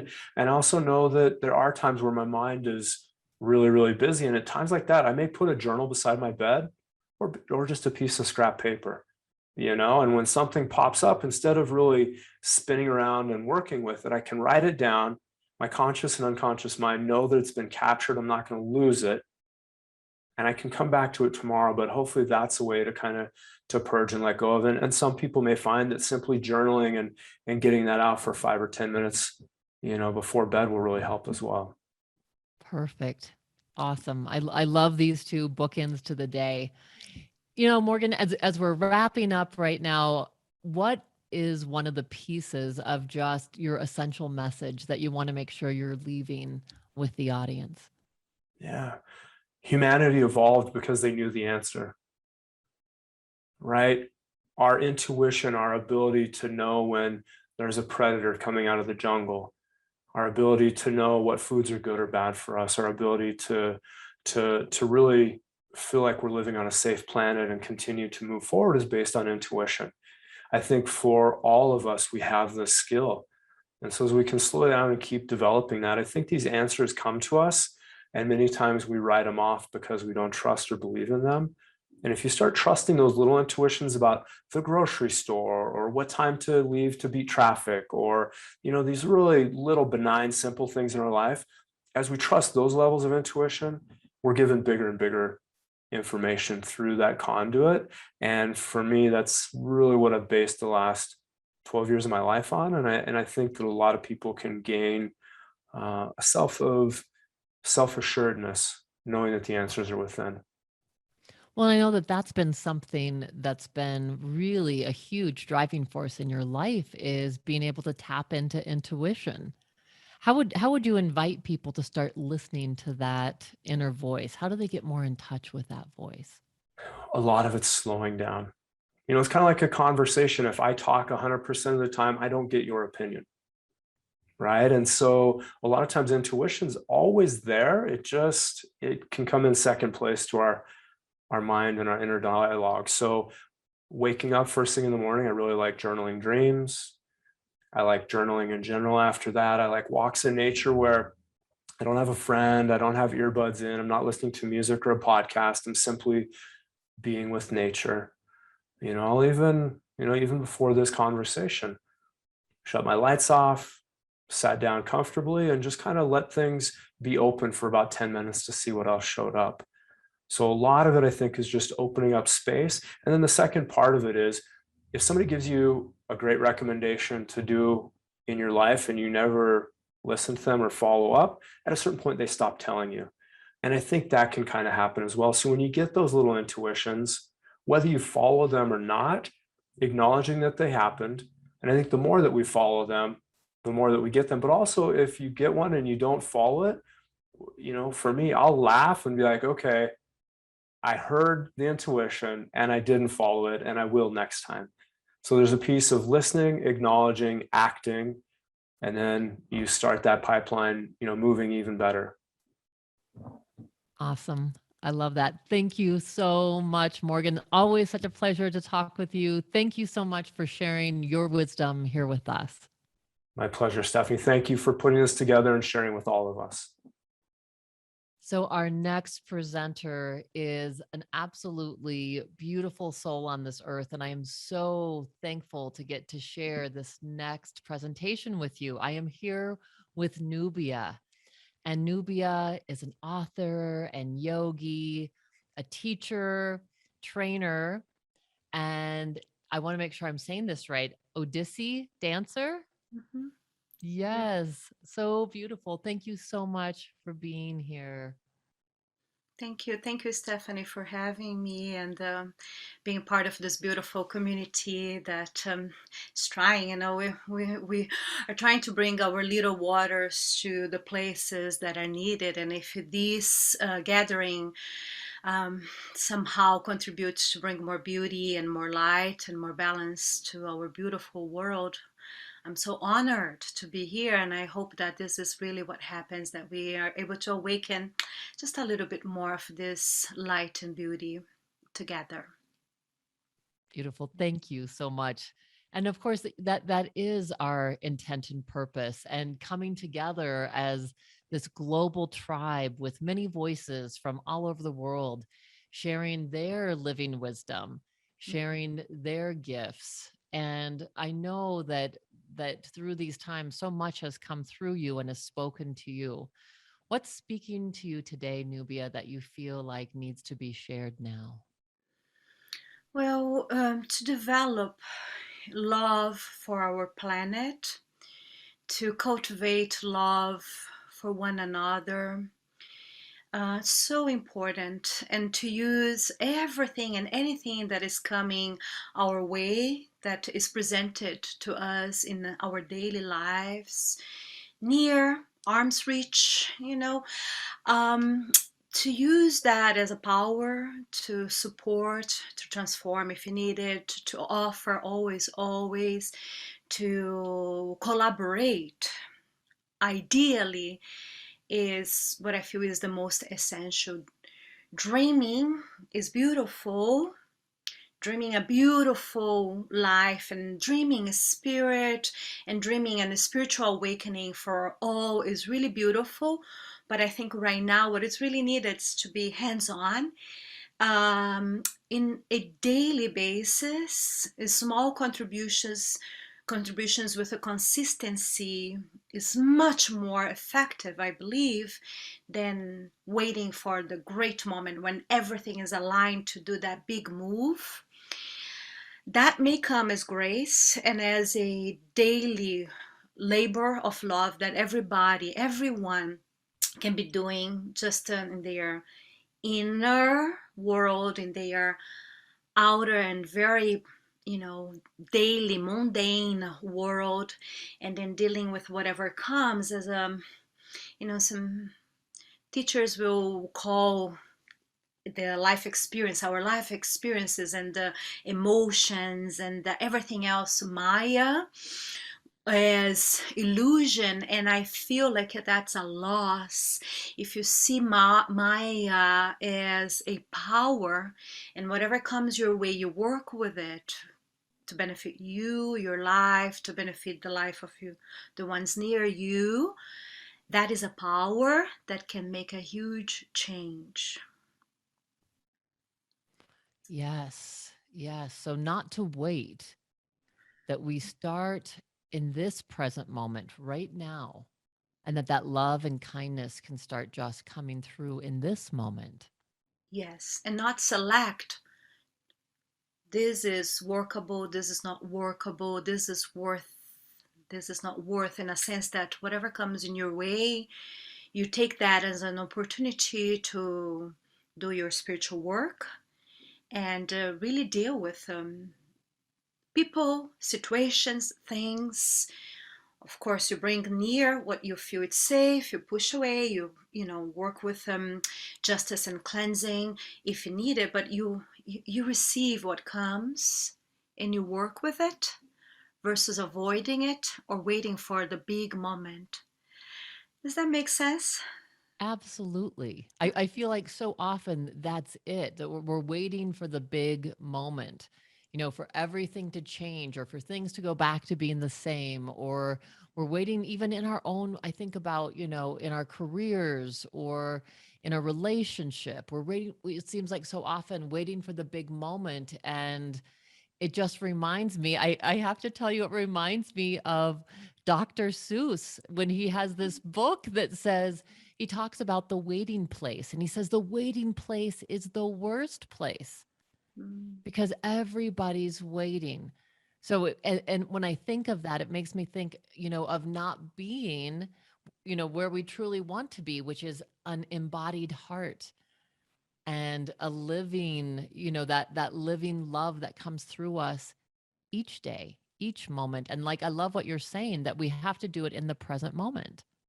That it's whatever comes before us. Yeah, and it's now.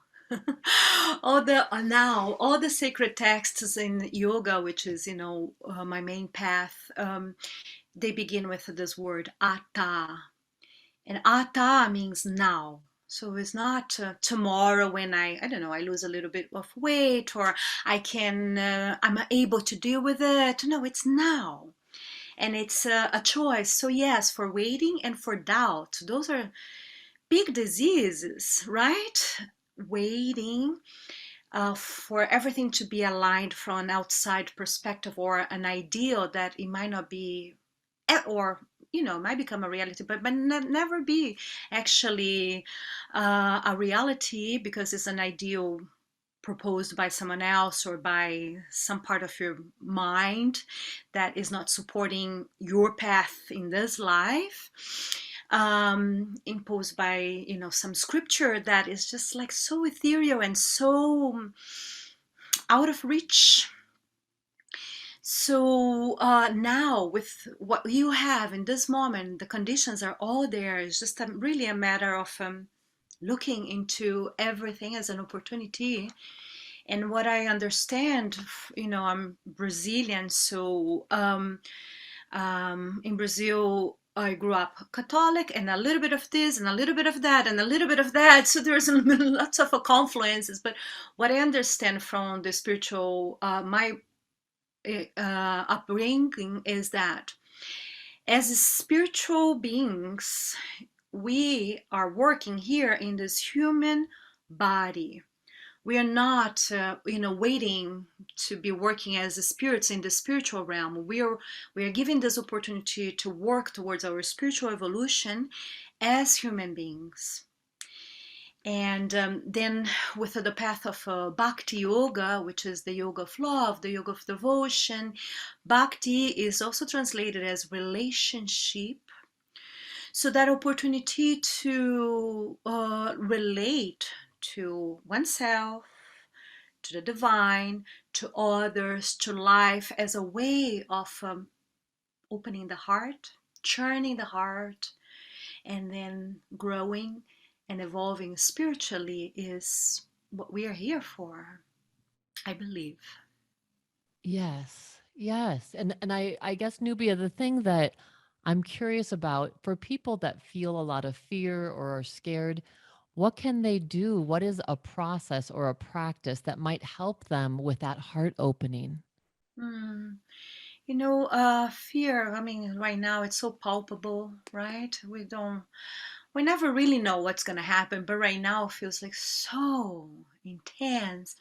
So I say embody and feel that fear, honor that fear, don't run away.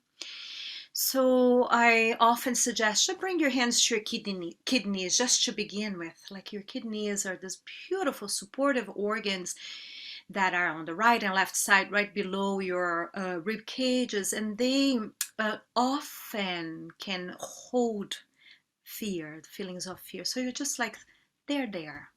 Here, friend, I am. And you are there for me. And then to try the best, what the kidneys do, when functioning, they are releasing towards the earth. So then just transfer the hands to the thighs and to the earth and point to the earth and just like, okay, here I am. I trust, even if it's, difficult, but just to say that I trust. And allow that fear to move down as this nice water to the earth, to the womb of the earth, because she will know what to do with that. If our awareness when we are feeling fear goes up to the head and disembodying, one loses the opportunity to converse with the physical body and transform through the physical body. So really like touching the body, then connecting to the earth, and then paying attention on the breath. So I would not even say pay attention on the breath. I would go embody first, connected to the earth. And then when you feel like, oh, my feet is on the earth, I'm able to connect it to the breath and offer to the earth. And then just say, what is it? What is it that this fear is trying to show me? Yes. And what I hear clearly, and as we are wrapping up right now, Nubia, this beautiful message of each person matters and their contribution matters. So, being in right alignment with their hearts and being in touch with their bodies and that body wisdom and the earth, all essential pieces of this, and that each person watching this, each person in this humanity, this beautiful world we're in, matters. And just as an image to close from my side, when you study the Amazonian forest, you see that every single insect is contributing. The big trees, the little trees, everything is contributing to the balance and the harmony, and that's how it is. So finding what is your small contribution in a daily life and not waiting is really what we need right now. Beautiful. Thank you so much, Nubia. Thank you. Welcome back. So happy to have you here as we continue with what we need to know now, living wisdom for a changing world. Our next guest is Sedena Cappannelli. And Sedena is an award-winning author. She's co-producer and presenter in the Ageless Living series. It's airing on PBS across the nation right now. She's an ageless living coach and does amazing online and in-person events with women across the nation. So honored to have you here with us, Sedena. Thanks for joining us. I'm so honored that you invited me to be part of this. What a beautiful summit. Thank you so much, Stephanie, my dear friend. Thank you. Thank you, Sedena. You are one of the people that has always moved me and inspired me with your messages of how we can show up in this world and how we can deal with all the challenges that we're facing right now. And I'm curious for you right now, what has been coming through as the message that feels like it needs to be shared now? Well, I think Stephanie, my work is about ageless living, more specifically with women about ageless beauty, but it's not just for women, that's for men as well, because that's our true nature. And I think when you say what we need to know now, which is the title of the summit right now in our world, for me, knowing is about awareness. We can't really change anything if we don't know it, if we don't acknowledge it. Can't do anything about it. So Awareness is huge. It's the catalyst for change, and really the genesis for action too. So for me, it's about perspective. Right now, the most important thing that comes up is definitely, what is our perspective? How do we view the world and ourselves? I think it's just so important. In our unsettled and really challenging world that we're living in right now, that's awareness. The most important thing is to recognize and honor who we are, and what is the truth of our environment, our being here on this planet. And I think it's beauty. Beauty is everywhere, ageless beauty. And it's inside of us. It's everywhere we look. It's really the fabric of the universe. And love is the natural response to beauty, right? Love. So I believe love has the power to change even the most upside down circumstances like the ones we're in right now. Love can do it. I truly believe that. And we've been focused, let's face it, on the material world. And I believe that our human species, our humanity, has way out of balance because of that. We focused on the material world rather than the energy that we are, the ageless energy that we are. And scientists, tell us this is not really woo-woo. This is scientific fact that we're part of a quantum universe of energy. Right? So we are unlimited, just like that energy is.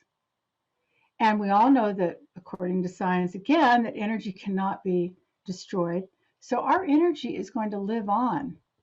Whatever energy we create right here on this earth will live on in some form after our physical form is gone.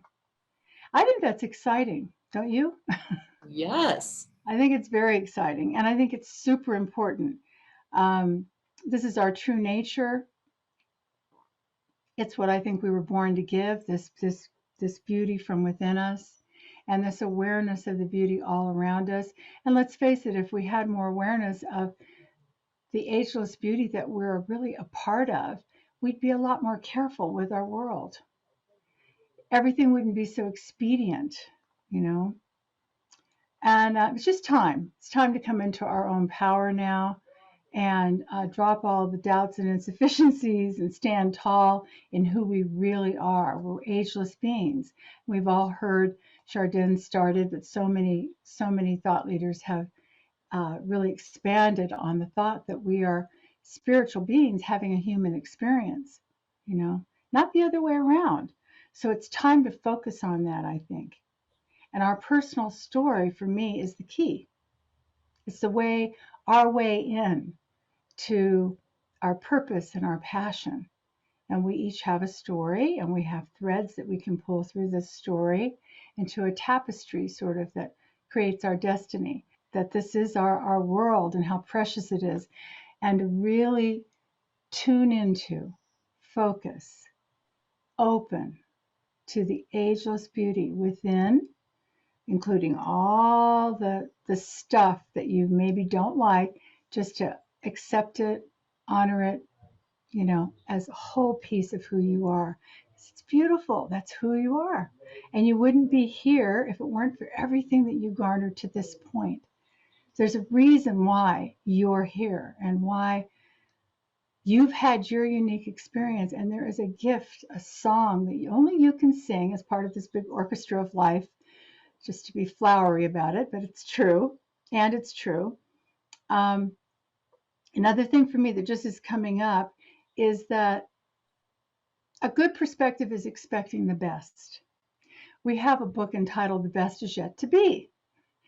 And trust me, I don't believe that's a naive statement. Regardless of what's happening in our world, I don't look at that as naive.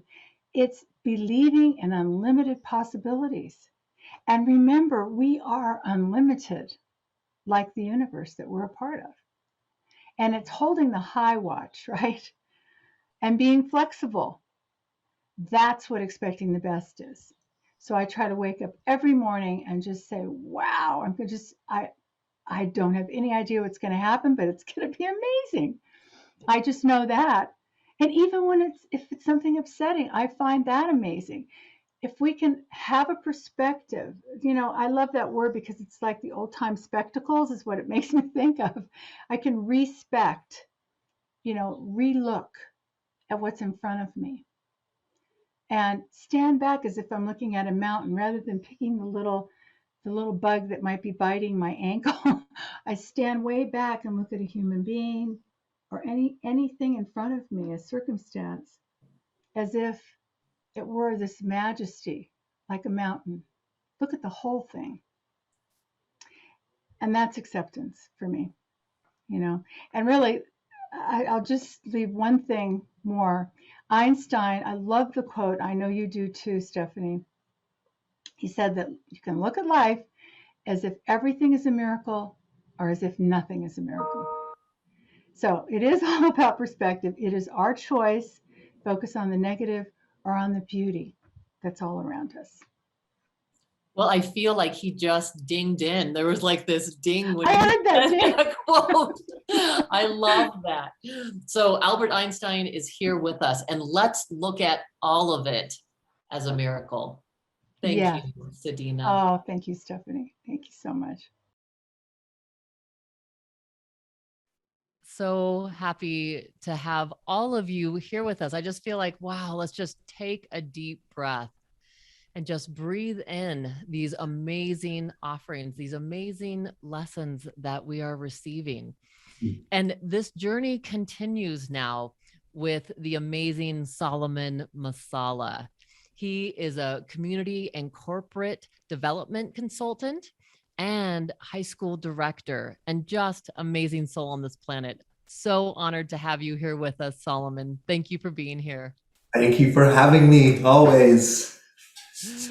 So I know, we have had so many just fantastic conversations. And, one of the things I know about you is that you just bring so much authenticity and light. And this is a time where we're really needing that in our world. I'm curious, what's speaking to you now, Solomon? What is it that you want to share with us now? Oh, beautiful. Thanks so much again for having me. One of the things that each of us is faced with on a daily basis is how we're going to engage the relationships that we have, particularly when we're having some sort of conflict. And in today's world, I think one of the things we need to recapture is the art of what we call the breakthrough conversation, right? So there are all the practices around how we unify and how we come together and the need to do this. And those are important. We've got to do those kinds of things.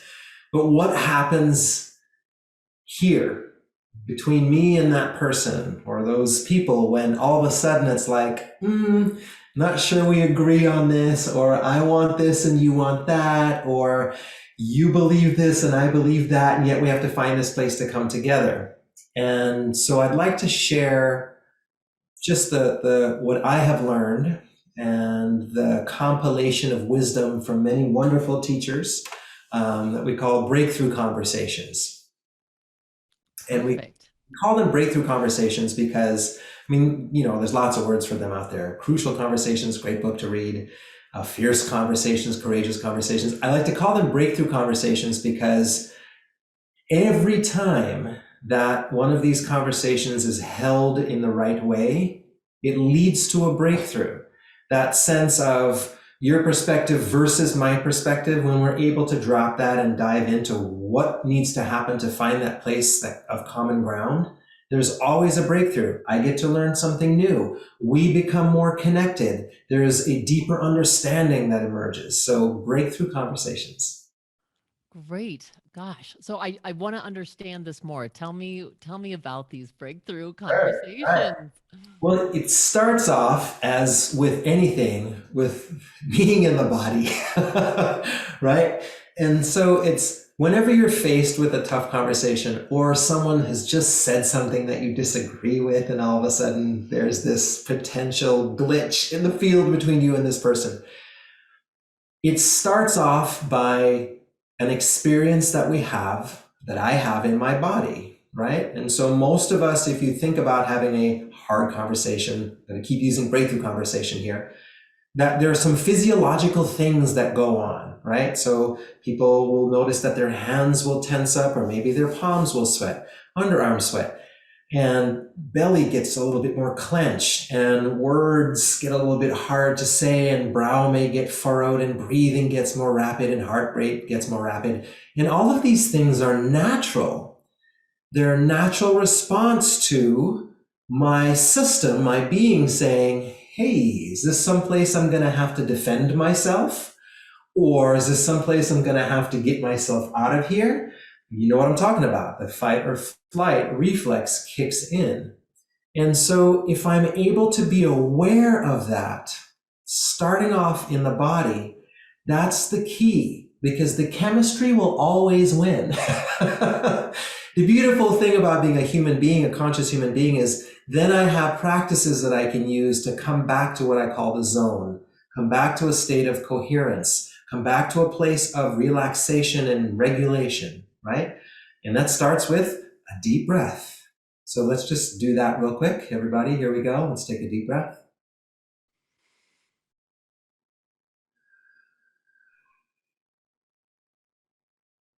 I start with that because it's the first place that our amygdala recognizes if I'm taking deep breaths, I'm sending signals to my body that says, oh, this is actually okay, right? Whatever that ancient trigger system is that says, tiger, you know, when I take the deep breaths, basically I'm saying, there's no tiger.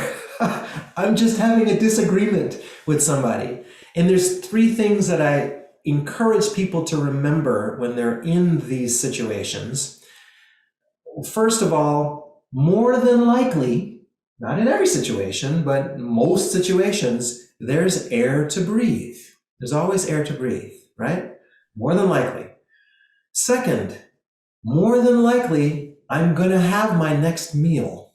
So no one's withholding food, right? I'm going to have my nourishment. Not in every situation, but most. And third, more than likely, no one's holding a weapon to me, right?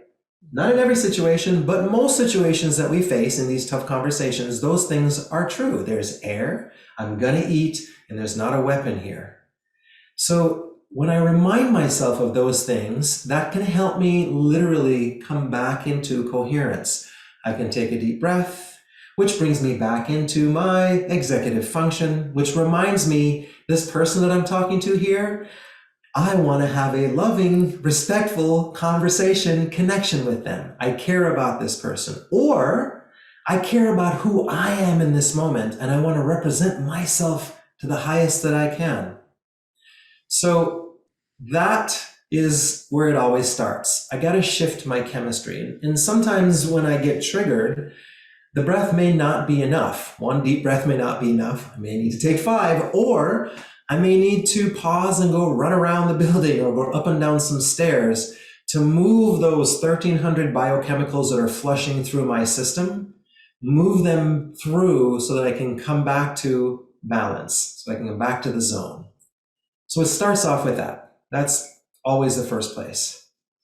Then I think the second piece to it is to remember or hold myself and the other person capable of doing this.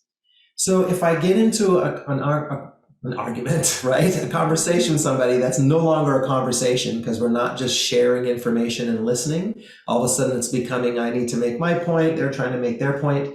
It's not a dialogue. So if it gets to that, you know, what I have to remember is I have the capacity for this breakthrough conversation, and I'm going to hold this other person as also capable. Now, I really have no control over what the other person is going to do or say, but I have to hold, I'm capable, and I'm holding that the other person is also capable. Really, it's about, okay, I'm going to walk my talk here and do my work. So those are the first pieces. Beautiful. Well, and so once we have ourselves regulated, and I think this is just so imperative to take a breath, to really bring ourselves into that state where we're no longer in fight or flight. We've self-soothed enough that now our parasympathetic nervous system is enacted a bit, right? And we're out of that caveman brain and we're able to use the executive functioning, like you said. What's next? Beautiful. I think the next step is what is called in the Crucial Conversations book, they language it really beautifully, mutual purpose and mutual respect. So this is an art. And to me, this is really the secret sauce. Again, remember, I won't think of mutual purpose and mutual respect unless I'm in the zone. If I'm totally jacked up and I've got amygdala hijack going on, I just want to win or get out of there. Right? So I got to come back to this space. When I'm back in that space, mutual purpose and mutual respect is essentially being able to literally overtly share with the other person. I want you to have what you want. So how do I language that? Right? This person might say, gosh, in these days, let's just take one of the things that's tough, like masks, wearing masks or not wearing masks, right? One could have lots of breakthrough conversations about that potentially. It's to chunk it up. What's the common ground? The common ground is everyone wants to feel like they're going to be safe. So the mutual purpose statement in that would be something to the effect of, I want you to know that you are going to feel safe when we're together. Because that's the common ground. I want to feel safe, and I want you to know you're going to feel safe too. Right? So the mutual purpose piece lets the other person recognize that I'm not just there to win, because if we set up win-lose, somebody is going to get the short end of the stick. If we're able to set up through mutual purpose, win-win, I want you to have what you want also. I don't necessarily know how we're going to get there, and I really want that. I'm willing to work towards that breakthrough so that we have that shared resolution. And it might take more than one conversation to get there, right? Now, the question I always get is, well, what if the other person doesn't want to? Like I said before, I can't control what the other person does, but I definitely know that I can still choose the high road, right? So I've got to start working on me. That's where it starts. So what can I do to language to the other person? I care about what you want, and I want you to have what you want. Wow. That's the next part. Yeah, that's powerful. Well, and we just have about a minute left here. I want to make sure that, these breakthrough conversations, what is your experience then, Solomon, when people are able to drop into that other place? To me, it's almost like dropping out of your head and into your heart, because there's this place there of connection I'm hearing. That's absolutely. Where I'm being compassionate and I'm saying, yeah, I really want for you what you also want. Absolutely. I want that mutual safety like you're using in this example. So what's your experience then of what happens when we have these breakthrough conversations? Well, it allows a connection to be found where initially people did not think there was one. And I'm convinced now, after having facilitated hundreds of these and watched people practice the art of doing this, that the breakthrough exists, that we can find common ground. And I have to be willing to let go of my position. I have to get curious. That's another part of this. I have to get curious. Where is this person's perspective coming from? Let me understand. Let me ask more questions, and let me listen genuinely, not loaded gun listening, like I'm just waiting for them to stop so I can go, right? It's truly listening, truly being curious. And Stephanie, I find that it always causes each human in the experience to go, oh, wow, I never thought of that. Or, oh, wow, how about that? Or, oh, we agree on that, right? And like I said, it's not about coming into it, I'm going to change your mind, or you're going to change my mind, and I have to defend against that. It's truly, how can I learn, grow, and find a place where we can meet and connect? Wow.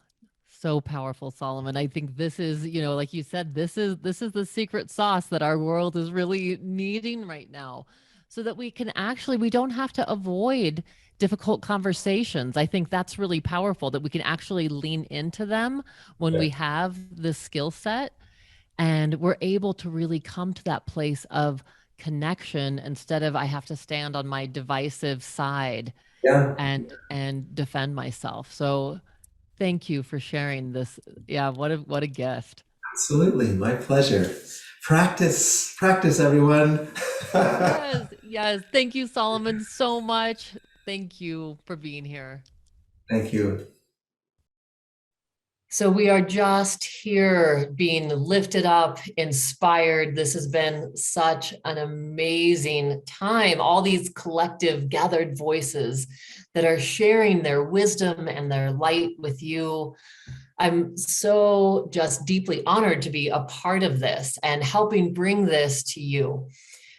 Our next presenter is an amazing soul and spirit, Madi Sato, the mother of 3 children and mother of the Praising Earth community. With Timothy McGlaughlin, her husband, she is also a song carrier, carrying the indigenous songs from around the world. So honored to have you here with us, Madi. It's my honor. Thank you for bringing this together, Stephanie. Thank you. Yes. So I know you've just come off of this amazing retreat and have just beautiful energy and message to share with us. What's on your heart today that you feel like needs to come through? Yes, as I sat in the morning sunrise today, the message came that we are in relations, we are part of community from the microcosmic level to the macrocosmic level. So it is a remembrance that even within our own personal bodies, the cells and the organs are in this sacred relationship. And we can either be conscious of it or unconscious of it.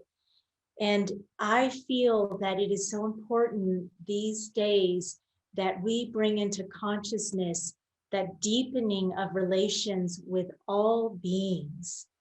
As I said, the personal, the cellular level, to the family in our relations with our beloveds and mother and father, human family, to the more than human family of the earth beings, the tree beings, the ones that swim, the ones that crawl, the four-leggeds, the tall mountains, all the way to the macrocosmic level of our constant star of the sun and the moon, and then the whole star nation relatives. So when that deepening happens, then we have an understanding that we are not alone, that our choices and our ways that we walk and we think affect the whole. And so one of the most profound and simple ancient practices of all of our ancestors was to meet that morning sunrise every day, where it is that threshold from the shadow to the light. And then the other threshold being the sunset, when we meet from the daylight into the night, from the light into the dark. And literally those are windows where there's an expansiveness, and there can be a real connection and information and blessing to greet those times of day and make an offering of a song, of a prayer, of a little bit of cornmeal and water, whatever it is that speaks to your heart. And so leading into those thresholds of the sunrise and the sunset in a prayerful way, my work has been about helping humanity remember their right place in the circle through song. And these songs of our ancestors help us remember how to walk in right relations with our whole community of life. And want to remind everyone that we are all born with the gift to sing. And sound and language, when expanded and stretched, are song. And that's why, you know, all of the spiritual teachers say, when you sing, you are praying twice. Literally, you are stretching that prayer. And so I love that way of praying with song. And we can pray with the ancestral songs to help us remember and to receive the blessing of the thousands, if not millions, of ancestors that sung that song before is infused. And there are the new songs coming.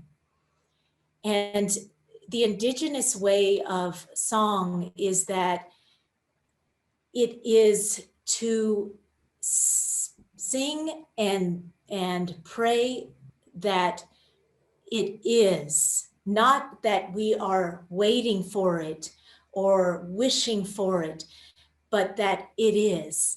And one of my Hopi elders, Grandmother Ruby, says, when they sing the songs at the dry riverbed, the songs are to see that the river is already there. It is already flowing. So I have a song that came through me during, actually, right after the COVID shutting of the gateway to move out in the world. A song came that over time, it spoke to me as a song in celebration of the new humanity, of the new world. And so I thought to close this offering with this song. Thank you. Hana weneya, hana weneyo, hana weneya, hana weneyo, hana weneya, hana weneyo, hana weneya, hana weneyo, hey Yahweh, hey, hey ya, hana wene, hana weneyo, hey ya, hana wene, hana weneyo, hey Yahweh, hey, hana wene ya, hana weneyo, hana wene ya, hana weneyo, hana wene ya, hana weneyo, hana wene ya, hana weneyo, hey Yahweh, hey, hey ya, hana wene, hana weneyo, hey ya, hana wene, hana weneyo, hey Yahweh, hey.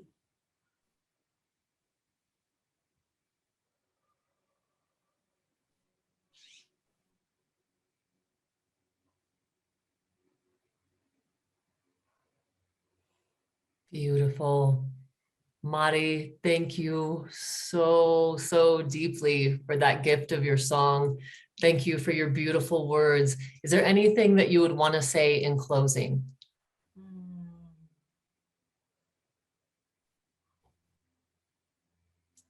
Gratitude for this holy time of change in the world, this holy time of revelation, rebirth, remembering, gratitude for all that has been and all that is now and all that is to come. This is my prayer, and that we put love before old agreements, any faults that we see or find in the world, to put that love and that compassion and that understanding that we are in holy relationships. And it's our opportunity to recognize that even through the big trauma work of our time, the shadow work that needs to happen, that we are able to see each and every being more than human, human and beyond as part of us. So thank you. Beautiful, beautiful. Thank you, Madi. I am absolutely thrilled to be here with quantum physicist and quantum activist Amit Goswami. Amit, thank you so much for being here with us. Glad to be here, Stephanie. For you, what do you feel like is the essential message that people need to know now? It's really a very simple message, Stephanie, and this is good because like when our students come, the first thing I tell them that, look, it's a training of expansion of consciousness, how to stay in expanded consciousness. I give them simple demonstration about the difference between pleasure and love, pleasure and happiness, sex and love, and they get it. That is the simplest way to understand, for an adult, of course. I mean, you cannot talk to a child about sex, but for an adult, this is a wonderful entry. And once they understand the difference, that the sex itself does not give you expansion of consciousness, it gives you pleasure. And then you can contract, you can turn over and get to sleep like many males do, or you can cuddle like most women want. And if you cuddle, then you find that you are getting softened or you are getting vulnerable. Men don't like that feeling usually, and then they contract again. But if you are open, and this is a training, can I be open to that vulnerable feeling? Then what happens that the heart changes. Heart really changes. Heart makes a quantum leap into remembering the connection. And that is what we call romantic love. So, and we feel it in the heart. It is feel it so strongly that once you have felt it, that's it, you are hooked. You know that this is something special, I don't want to lose it. So these processes, eventually, you know, we just do everything and watch our consciousness. Is it open? Openness just means inclusion. Am I talking to you? Am I including you? Am I caring about you? Or am I just intellectually competing with you? That's a surefire way of excluding you. I become a competitor, whereas the inclusion means that I listen, you listen, and we both enjoy the expansion, this inclusion. And so we can do that. We can do that with one another. It's like dropping out of our heads and into our hearts. We can do that, but it takes a lot of training. As I said, our PhDs work for 5 years, but eventually I guarantee them, we teach them that yes, we will have the capacity of living in more expanded consciousness than ever. That's what Maslow called positive mental health. When we are able to do that, we also have mental health. And Valentina and I are writing a book that it is also leading to positive health. Actual physical health improves. That is what surprised us, is that if you love, then the immune system also becomes more stable, more balanced, and therefore it functions better. Then it does not get into inflaming organs when something is not working quite right. This inflammation is the basic phenomenon that goes wrong with us, and that's aggravated immune system. So if we can improve the function of the immune system by bringing in quantum behavior, inviting love in our life, then it will also be good for health. This is the amazing thing. I love that. So it's like love is our ultimate vitamin. Yes, it is. It is. It really is. And It's such so, a way to expand. say that again. It's such an easy way to expand. I love you, and I think of your face, and immediately my heart expands. This is just fact. Everybody can try that. And so that's, to me, Amit, that's one of the hopes that we have, is that as we drop into love, not only are we raising the vibration of ourselves, it's also helping to raise the vibration for all of humanity. And Yes. it raises that level of connectedness, and the ultimate, I love this, it's the ultimate health boost is to live in love. Yes. And this is why I'm such an optimist, although my specific role seems to be very little, but the point is that the expansion has enormous power. And so if we can found an expanded community of human beings once again, like we were connected before the rational mind era came along, and then we'll get it. We'll become, this time, beyond the rational mind. Now we have the mental capacity to express it. Before, we had connection, but the connection was imperfect because we couldn't communicate the connection very well. We could not explain ourselves. But now, we even have the science for it. So we really are able to explain ourselves very well. And therefore, this combined power, when rational mind joins emotions and intuition, then huge amount of new power, transformative power, is released in the planet. And this eventually will make us into cosmic citizens. Well, that's the hope. I mean, thank you so much, Amit. I just feel like that's exactly it. As we do this work on ourselves and grow in love, that becomes the power to transform the planet. Yes. Thank you so much for sharing this with all of us. Thank you for inviting me. It's such a pleasure to speak with you. So amazing. This experience has been so heart expanding. I know it's been expanding for me, and I imagine for all of you listeners. We are learning so many amazing things that help cultivate resiliency, grit, heart expansion within us. And so we're going to continue to tap into that with our next guest as we take the messages that we're learning now and we're able to embody those and integrate and assimilate those in a deeper way. So we're here with the wonderful Christi Christensen, who's the global embodiment and transformational leader. She has a new book. She's an amazing author. She's the book of Chakra Rituals, Awakening the Wild Woman Within, and such an honor and pleasure to have you here with us, Christi. The honor and pleasure is all mine, and I'm just absorbing all this juiciness right now and can't wait to guide us from our mind into our bodies, into our hearts, so we can really assimilate these messages in a really powerful way.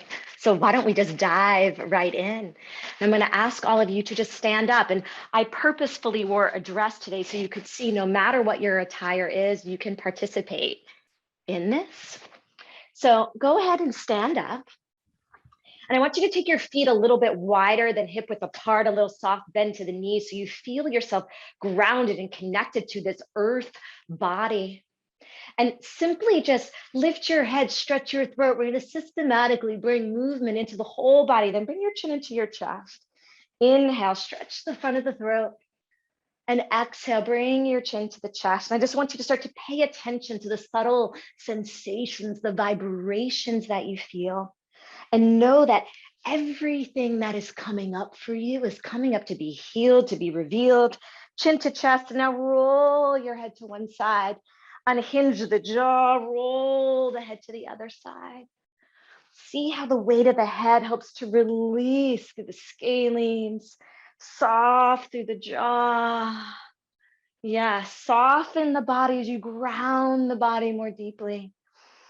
And then bring the head right back up to sit on the shoulders and squeeze the shoulders up to the ears. I want you to create a little tension. And you're going to open your mouth and exhale up, make some sound as you drop the shoulders down. Yes, inhale up, exhale, open the mouth, let it go. One more time, slow. Squeeze, squeeze, squeeze, squeeze, squeeze. Exhale, open the mouth, let it go. And now start to do it rhythmically. Inhale, exhale. That's allow the energy to move, allow the energy to pulsate through the body. You got 3, 2, 1. We're going to bring it into the chest. Inhale to the chest, little arch to the back, and then exhale, flex the spine as you push the hands out. Inhale, bring it in, exhale it out. And really dynamic with now that you got the movement, inhale, nose, exhale, mouth. So you're breaking out of the rigidity. You're breaking out of this inertia. You're breaking out of anything that is stuck, anything that is stagnant, anything that is keeping you from integrating this embodied wisdom that you have this gift of receiving right here and right now. You have 3, you have 2, you have 1. And on this next one, just hold the arms out. Reground your feet and feel this vibration of awakening through your heart, through the channels of your arms and your hands, and feel all that you are connected to. Feel your sense of belonging within you and your sense of belonging in the world itself. One more breath. Open the mouth, let it go. And then begin to circle the wrists. Now, as your feet are pretty grounded, I just want you to start to move your feet a little bit as you circle the wrists. You can walk a little forward. You can walk a little back.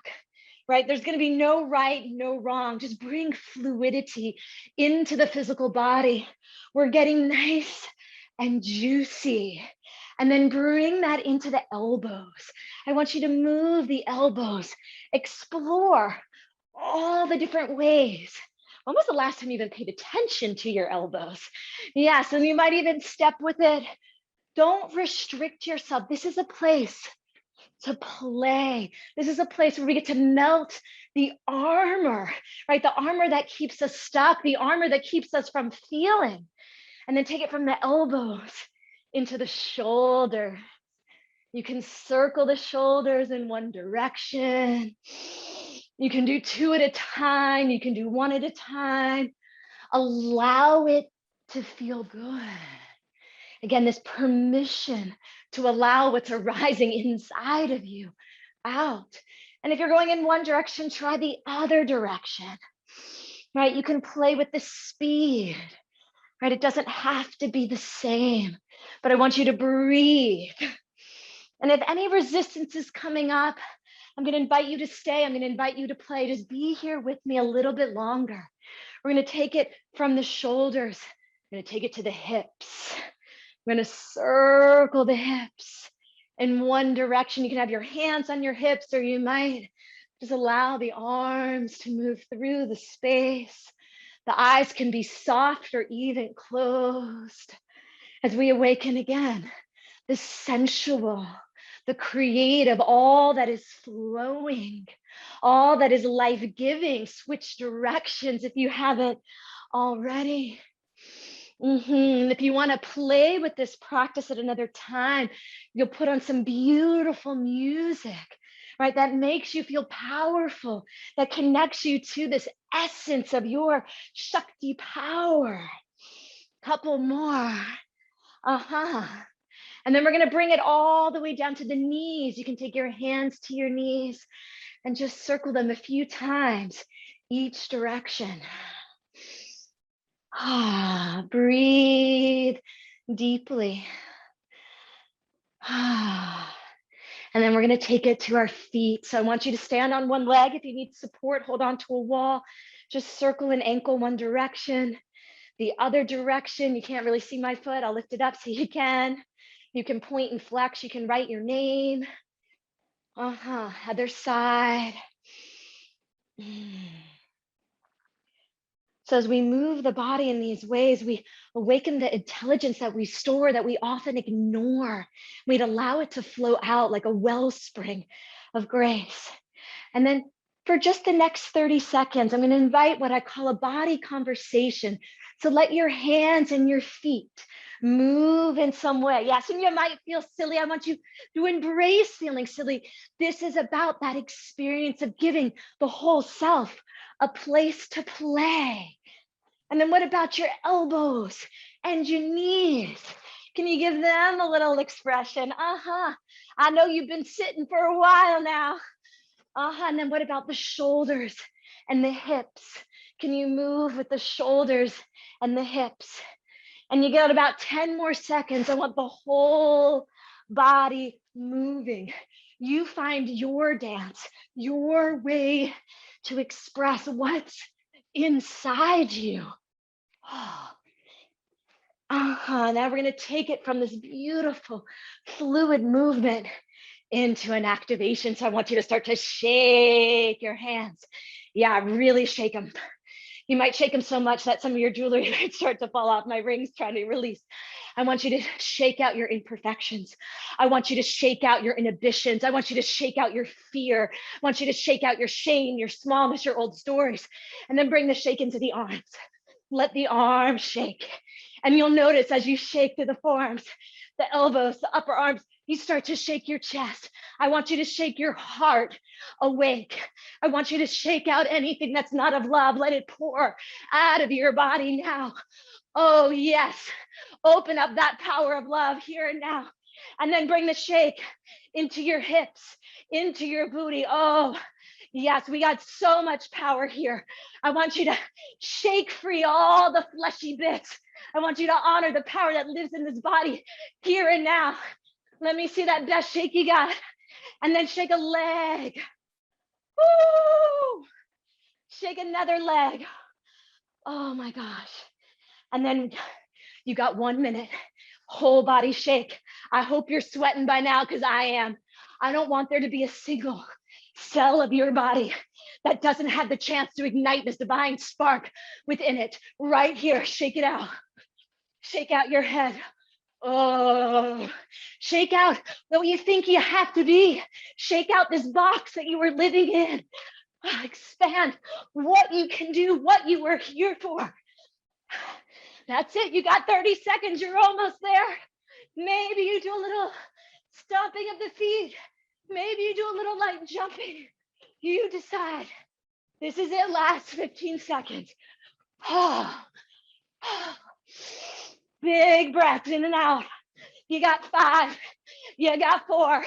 You got 3, 2, 1. Now pause. Ground your feet. Spread your toes. Feel all 4 corners of your feet anchored into the earth. There's a soft bend of the knees. The palms spin upward. Rest them about hip height. And I invite you to soften the eyes or close them. Breathe down into the earth. Imagine from the center arch of each foot, a grounding cord, the root of a tree, anchoring you down through all the molten layers of the earth until it embraces the wisdom of the Great Mother. And then bring your attention up to the crown of the head and imagine the space above you and an opening up and a golden beam of light shooting up to connect into the universal source that surrounds and connects us all. Feel the pulsation of aliveness that lives in you, the living wisdom that is in this body temple that you inhabit. Movement is medicine. This body is a gift, and it is the gateway into everything. You might choose to bring your hands to your heart now. Bow just gently in. And I leave you with this. Ask Spirit, Source, whatever the God of your own understanding is. What do you need to know right now? And then listen from the wisdom from deep within you and see what arises.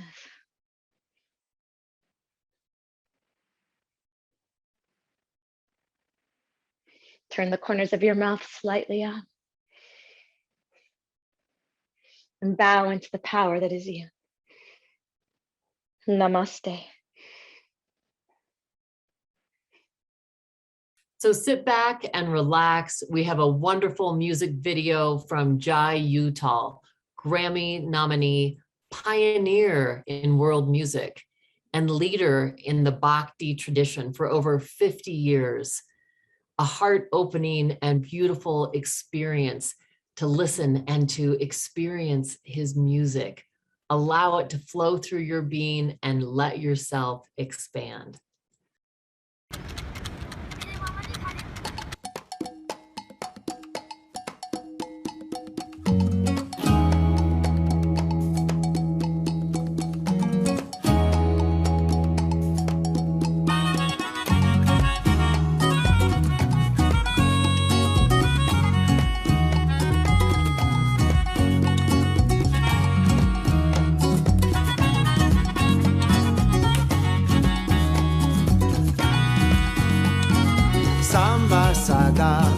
Samba Sada, Samba Sada, Shiva Samba Sada, Samba Sada, Samba Sada, Samba Sada, Shiva Samba Sada, Samba Sada, Shiva Samba Sada, Samba Sada, Shiva Samba Sada, Samba Sada, Shiva Samba Sada, Samba Sada, Shiva Samba Sada, Samba Sada, Shiva Samba Sada.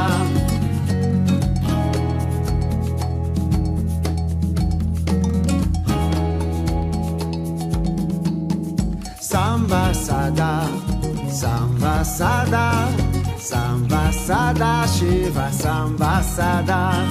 Samba Sada, Samba Sada, Samba Sada, Shiva Samba Sada. Samba Sada, Shiva Samba Sada, Samba Sada, Shiva Samba Sada, Samba Sada, Shiva Samba Sada. Samba Sada, Shiva Samba Sada, Samba Sada, Shiva Samba Sada.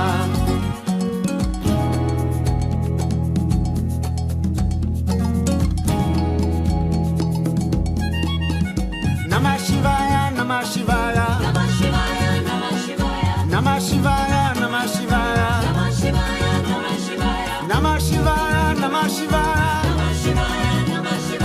Namah Shivaya, Namah Shivaya, Namah Shivaya, Namah Shivaya, Namah Shivaya, Namah Shivaya, Namah Shivaya, Namah Shivaya, Om Namah Shivaya, Namah Shivaya, Namah Shivaya, Namah Shivaya, Namah Shivaya, Namah Shivaya, Namah Shivaya, Namah Shivaya, Namah Shivaya, Om Namah Shivaya, Namah Shivaya, Namah Shivaya, Namah Shivaya, Namah Shivaya, Namah Shivaya, Namah Shivaya, Namah Shivaya. Namah Shivaya, Namah Shivaya, Namah Shivaya, Namah Shivaya, Namah Shivaya, Namah Shivaya. Samba Sada, Shiva Samba Sada, Samba Sada, Shiva Samba Sada.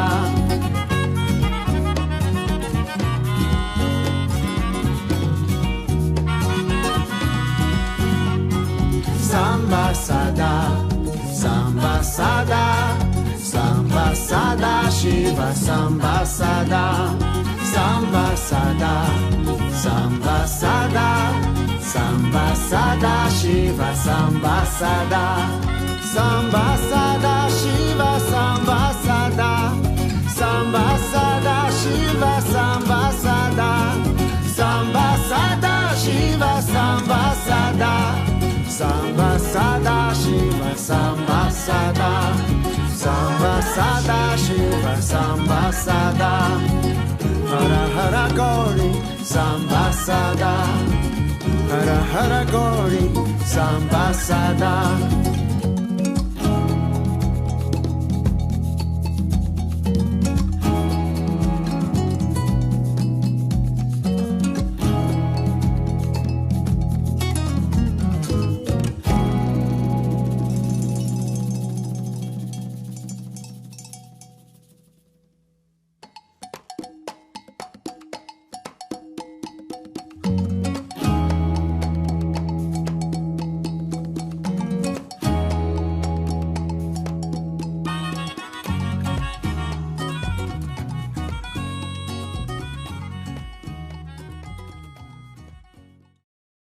So we've heard from so many amazing people so far, and this amazing journey continues with Allison Carmen, my dear friend and amazing life strategist and business coach, and the best-selling author of the books The Gift of Maybe and A Year Without Men.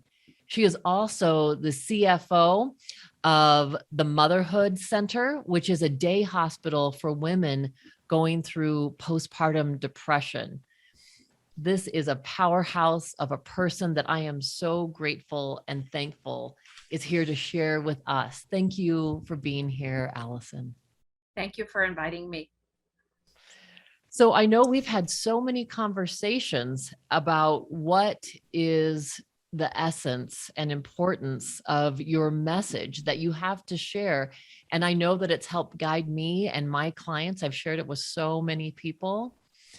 What does it feel like is the most important right now, Allison, to come through? I think the most important thing that people are grappling with is this feeling of despair. Life has changed so much for so many people with the pandemic, with environmental changes, with governmental changes. And I think a lot of us are experiencing uncertainty on another level. Life has always been just as uncertain, but because life looked pretty much the same every day, a lot of us didn't have to deal with this relationship. And I think what's happening to a lot of people is that they're looking towards the future and they're feeling great despair. And what we don't realize is that despair is really nothing more than our need for certainty. It's the fact that we look at yesterday and we look at today and we just want to hold on to something. And so we hold on to these facts, but some of them don't look good, some of them don't feel good, and we project it into the future. And so a lot of us are feeling despair only because we're refusing to see that the unknown offers us something new and something different.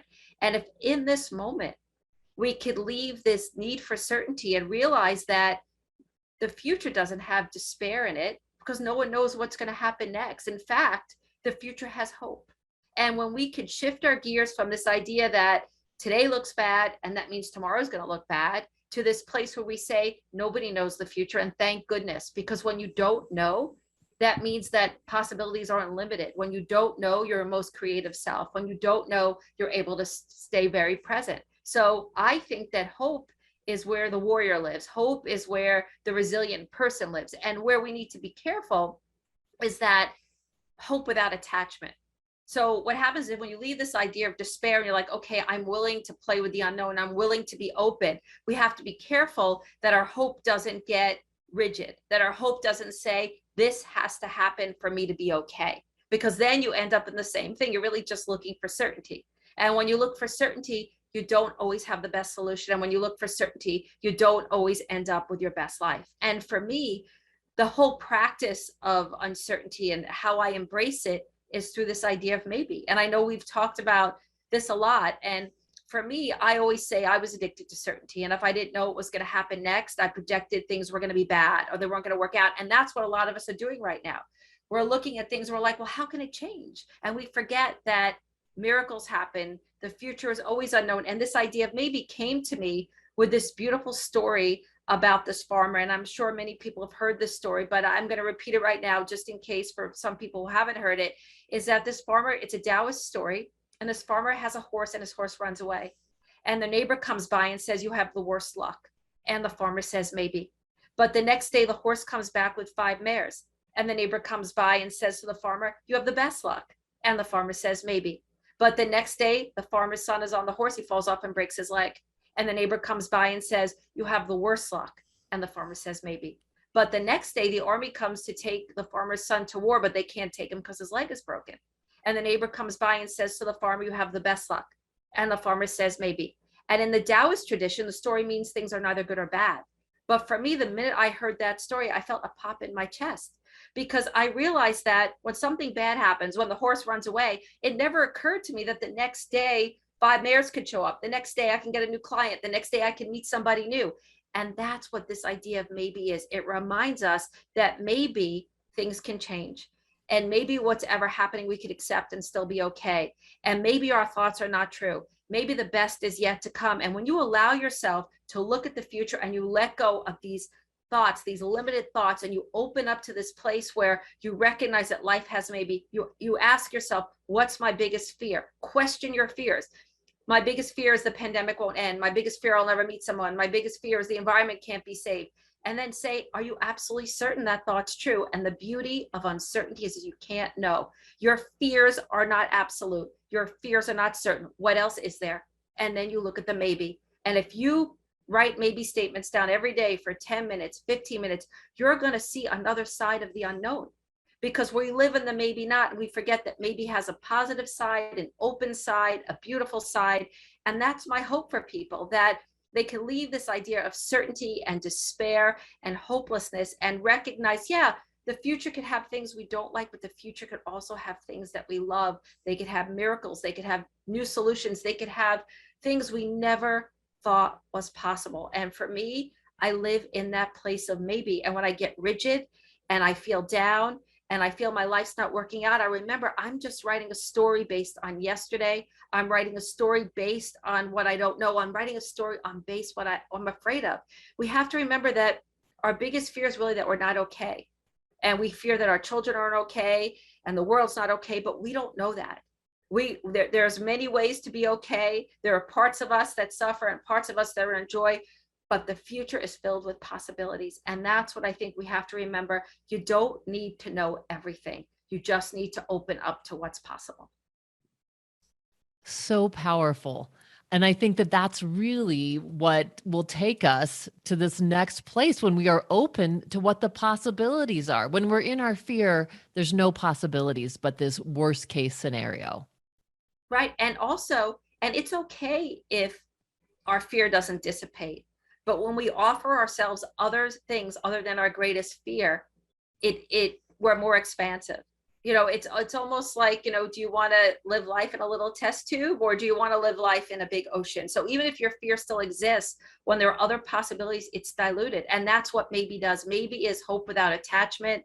Maybe offers us more possibilities other than our fear. And also just to be so kind to ourselves. You know, we're going to have thoughts. We're going to have thoughts that make us suffer. We're going to have, you know, there are things we love. There are things we care about. But with a better relationship with uncertainty, we could hold on to them a little looser. We can hold on to them with more joy and with more hope.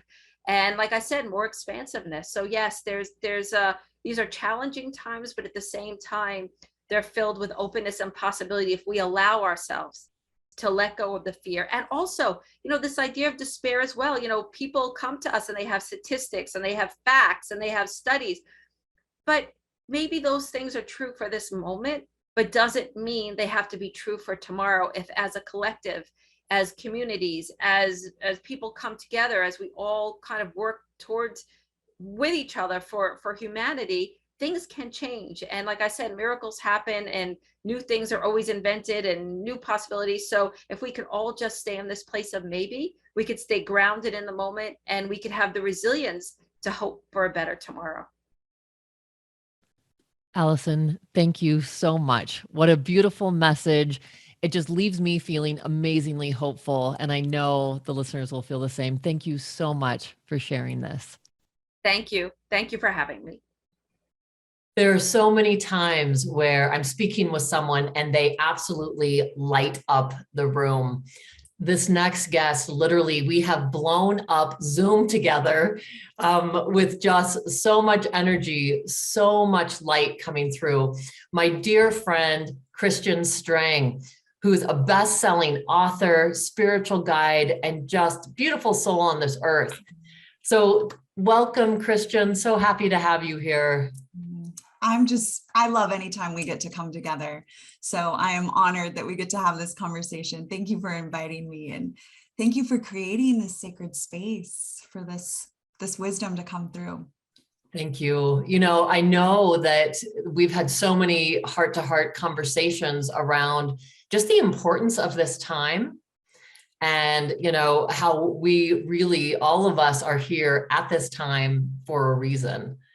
And what is coming through for you right now that feels like it needs to be shared? Love that. The biggest piece that I've been receiving with my connection with Mary Magdalene and Yeshua and Source is that we humans are the most advanced technology next to Mother Earth. And we've forgotten this. And this advanced technology is something that humans are trying to replicate in everything they create. And yet it's impossible. You'll never see a building grow another building out of itself. But in your garden, you just have, I mean, we're seeing this big time right now on the Oregon coast. We haven't had the strongest summer, and yet the plants find a way, the life finds a way, the new creation is there, even in the most dire of circumstances or harsh conditions.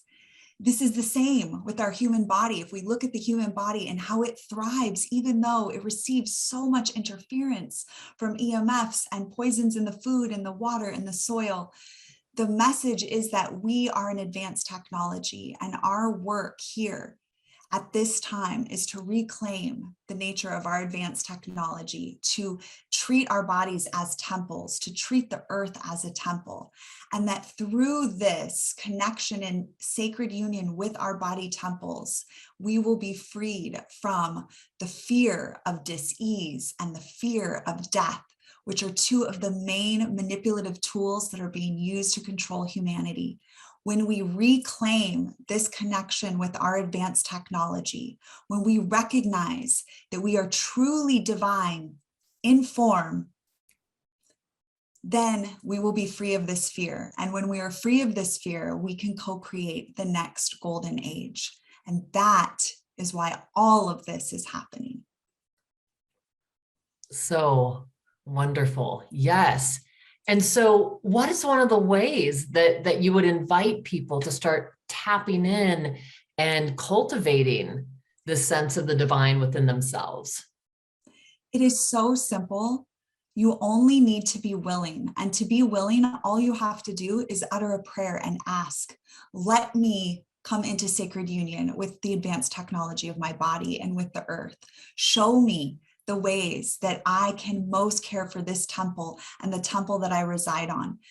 Show me how I can make this my sole focus so I'm no longer distracted and activated by fear of death or disease, because these are not things to fear at all. This is a regenerative, just like the earth is so regenerative. We had in our garden, we had some animals get in there and chomp all of our strawberries and chomp these things down. Those strawberry plants don't care. They are back and stronger than ever within weeks. Our body is regenerative. It will self-heal when we give it the environment. And then when we make our transition, or what we call death, that is happening because our soul is complete, not because the body has been polluted to the point of not being able to continue. So all we have to do is be willing to say the prayer, to ask with sincerity, to be shown the way to care for our advanced technology, and we'll start being brought the practices and the teachers and the tools, because there's all kinds of ways, working with quantum physics and working with the earth and working with the electrical currents of the body, the sacred geometry of the body, that we can have a completely new experience here on earth. So I would start with prayer to summarize. Yes. Oh, it's so powerful though, and so I'm really hearing that, it's like this, as we clear ourselves, it's like we're clearing the conduit for this to come through. And then these things, it's like the universe just lines up serendipitously all these experiences for us, and the right information and the right teacher, whatever it is. And I love the analogy, because we are nature. And, I have thought about this so often. When a tree loses a branch, it naturally has this like salve that covers it, and it helps it to heal. And the same is true with us. If we get a scratch on our arm, we don't have to intentionally sit there and go, heal, heal, heal. There's a deeper intelligence in the body that heals us. There's a deeper intelligence. Oh, it keeps freezing right now. Interesting. It's okay. There's a deeper intelligence in the body that heals us. Absolutely. And like you said, we don't have to put conscious, focused intention. There is so much happening to run this temple that we don't have to do anything about. because we are created to regenerate, to heal. But we haven't been told that. We've been given programs that say the opposite of that and say that we need humans or, other humans to fix things for us. We actually have this power within us. Well, and Christian, can you share a story, an example from your own life of how that healing has happened? Because I know that you live this. Yes. Oh, I have so many stories from clients and myself. Let me just tune in to see what would be more appropriate. Well, I'm thinking of early on in my work as an energy medicine practitioner. I had this gentleman who came to me that wasn't necessarily like really tuned into this conversation that we're having, but he had this, what he called his bum knee, and he was an athlete, and his knee just was not, he had surgery on it. He tried all these things, nothing was working. So usually by the time someone comes to me for energy work, it's because they've tried everything else. And so we did one session on him for his knee, and he was able to run within 3 days, and he had not been able to run for years.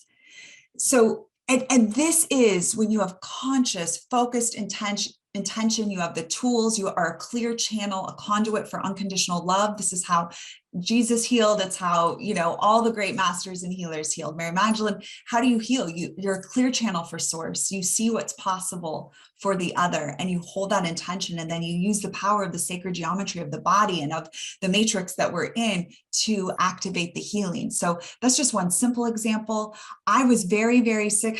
That's how I got on my spiritual path. I got very, very sick, thought I was going to die. And what do you know? Instead, I had a psychic surgery and completely healed my womb. And it was just life change. It changed everything in my life. So there is so much more possible for us when it comes to this technology within ourselves than we realize. And this extends to our relationships with others, because we're all these divine beings in these advanced technology bodies, and we've forgotten. And so now we have to remember, and we're being forced to remember. And that's what's happening. The squeeze is not for you to get involved in all the nonsense. The squeeze is to see it, and then to choose your divinity and choose your advanced technology and choose to be actually the super powered being that you are. We really are. We're like so super powered. We have so many superpowers. Like all the movies about superheroes, like that's not a joke. Like we literally have superpowers. So it's time to cultivate those. It's time to make that our focus. And then we live a very different experience. We live a very different, what you might hear people call timeline. You're going to live a very different life knowing this and living in this way. Yeah. And thank you so much for sharing that story about you, because I remember in our conversations before that when you first came on, to this plane, we'll say, you didn't plan on being in the profession you are now. You didn't know about, energy healing or anything else like that. That just wasn't the trajectory of your life. And it was through that awakening and being really sick and then having this phenomenal healing that you're like, wow, this is real. And so you really, you became the embodiment of that healing. And so it's so cool to know you and to know that that's been a part of your journey and that is available to each one of us. Absolutely. Yeah. I wanted to be a writer. I wanted to hole up and read books and edit books and write. I was not interested in anything to do with healing. But this is the deal I made when I had that experience, and I literally saw lights over my body, working on my body. I saw things that I'd never seen before. And all of a sudden I had healing energy coming out of my hands, and I just knew things that I couldn't explain how I knew them. When that happened to me, I dedicated the rest of my life to the divine and figuring out what the heck did happen and how can we replicate that? How can we replicate this massive activation of our regeneration, our regenerative nature of our body temple, and our ability to live a life that we never could have imagined? Because I had no desire to be here and to talk about this and to do any of this. And yet it's the greatest gift I've ever experienced. And that came from my life falling apart and from me almost dying. Thank you, because that is I think one of the important things, oftentimes we see crisis and we can really get into the catastrophizing and be like, oh my gosh, this feels like doomsday, instead of, oh my gosh, this is the awakening. This is the opportunity. And it's really here now. That is so on point. When you couldn't have told me at the time it was happening. I was really into the drama of it for sure. And I'd had a surgery and I had done all the things you're supposed to do, but I was getting more and more sick. Why did that happen to me? Why does that happen to anyone? Because it's your invitation to awaken to your own ability to transform every aspect of yourself. And yes, I needed support and help. And yes, I had someone pray over me and do this. And then it's on me. We're co-creators. So I did my part, they did their part, a whole new life and a whole new world was born. And this is what's available to all of us. Every time the body gets sick, it is a call to heal and awaken at the next level. It's not a call to like stop it and stuff it down and oh, don't let that happen. This is an advanced technology. It knows what it's doing. My body created a tumor. It created a tumor because it was collecting all the poison and putting it in one space to try to save me. The body is always trying to save you. And then you go, okay, how do I heal this? And through your prayer and your willingness, you will be guided and led, and then you will live the most extraordinary life.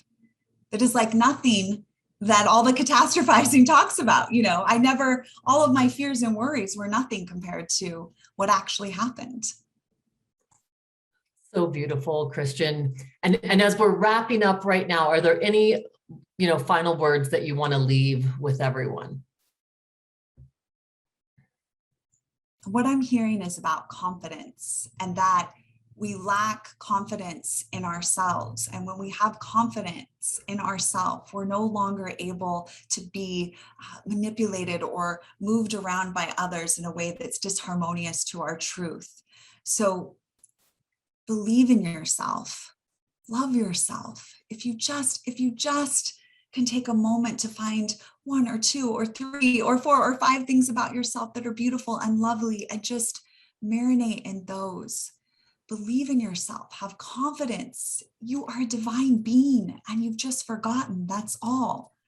And everything is pushing you and asking you to remember and awaken, especially the hardest things, especially the worst things. They're only happening to awaken you. Even the negative agenda is working for the light agenda, because everything is trying to return you to the light. Everything. Mm-hmm. Beautiful. Kristian, thank you so much for sharing this with all of us. What a gift. Thank you. Thank you for having me. It's such a joy. Okay, so great to have you back, have you here with us. I am with such a soulful, wonderful human being. I'm so delighted and honored to have Timothy McGlaughlin with us here. And Timothy is a wild earth poet. He is co-founder of Praising Earth. And Praising Earth is devoted to reimagining humanity's relationship to nature. Such a beautiful and important cause right now. So thankful to have you here with us, Timothy. Thank you for being here. Absolutely, Stephanie. It's my pleasure. Well, and we've talked a little bit in the little time that we've known each other about what really is, what is humanity needing to hear right now? What are our hearts and souls really needing right now in this time of so much change? Yeah, I have this sense that at this moment, what is coming through, and we're being asked to reawaken our way of listening and communicating with things beyond the human world, right? And these messages are coming from the elements, from the storms and fires, from the viruses, from every direction. And what I sense now is that we're being invited as a species into a greater sense of belonging. A greater sense that we are part of the fabric of earthly life, that we're not necessarily this horrible abrasion that just does damage. And that as we feel that sense that we belong, on this planet, in this earth, that we will come back into our right way as humans and our right place in the ecology. And so the invitation I feel is to reimagine what it means to belong to a particular place, to a particular watershed or ecology where you live, and to ask yourself that question: what is home, and why am I here? And maybe my ancestry is in another continent somewhere else, but this is where I am. And how do I open myself to a greater sense that I belong here, and I'm beholden to this place, and I'm actually held in place by the air here, the landscape here, the bird song here, the waterway here, and that this can be a mysterious and enchanting and beautiful and real and practical process. And it's something that Indigenous people have always known, and we all know in our ancestry, is that we're here and we belong. So for me, this has been happening in the most extraordinary way in the Galisteo watershed of New Mexico, which is historically and archaeologically a very powerful and potent place that is sort of on the backside of the Santa Fe Mountains, lesser traveled by humans. And yet these various movements of my life have put me and the community that surrounds me, my wife Madi and all the others, into relationship with two specific land bases. One is sort of near the headwaters of the Galisteo, and one is more downriver. And there's this migration happening for our community that is awakening all of this intelligence. And what does it mean to belong? So I want to actually lean into it with a short poem that I wrote that I think illuminates what I'm talking about. Then will give us a little more specificity. So this poem is What Home Means, and it kind of describes the process I've been going on and just walking as a man of the wilderness, walking through wherever I can go in this Galisteo watershed. So the poem begins: climb the hills until you reach the source waters of the place you belong. Make love with the mountain there, you and the spring upwelling together, goodness streaming down into the valleys and lesser slopes. From that peak, feel the stretch of the water's region, held now in your eye and forevermore your breast. Go to the place the river conjoins with the greater waterway. Looking back, recalling the high green spot, the stony peak, the view. And if you can access it, go to the center between origin and confluence and stand still, inscribing your heart in the outlying spheres, those below of clay and stone, and those above of star and cloud. Without this, you are nowhere and will fall to pieces upon the slightest pressure. With this, you are given and then known. Dust as much your breath as sky, minerals sweatily commingled with your cells, the humus beneath once more a fluid extension of your feet. Then you will know what it is to merge with a mountain spring, and nothing less will satisfy.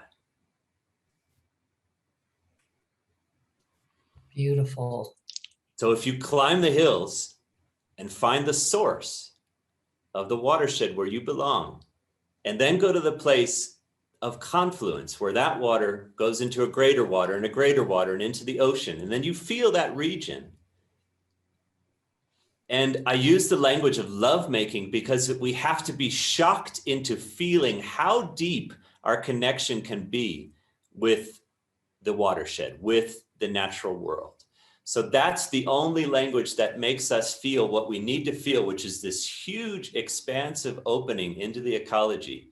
Because if we only feel that way in these certain places, the temple where I meditate, the home where I feel free, And there's this enclosure around these, but you don't feel that interiority wherever you are in your watershed. You're denying that flow of energy that the ecology needs in order to know you. So that's what I said. When you stand in the center of the watershed, you give yourself, you're totally given, and then you will be known. You will be known. And if you ever need to leave the watershed where you belong, you would close it in a beautiful way, and then you would go to the new one and open it in a beautiful way. But I suspect that most people, if they really felt into it, would say there's one watershed that is my home. It might be where you were born. It might be where your soul was born and actualized. It might be where you just came upon. You've only been there 2 months, but that's the one to apprentice yourself to. And then all the information you need will come from the animals, from the thunders, from the weather patterns, and you will know what is yours to do. What is yours to do, and only yours, your rightful work.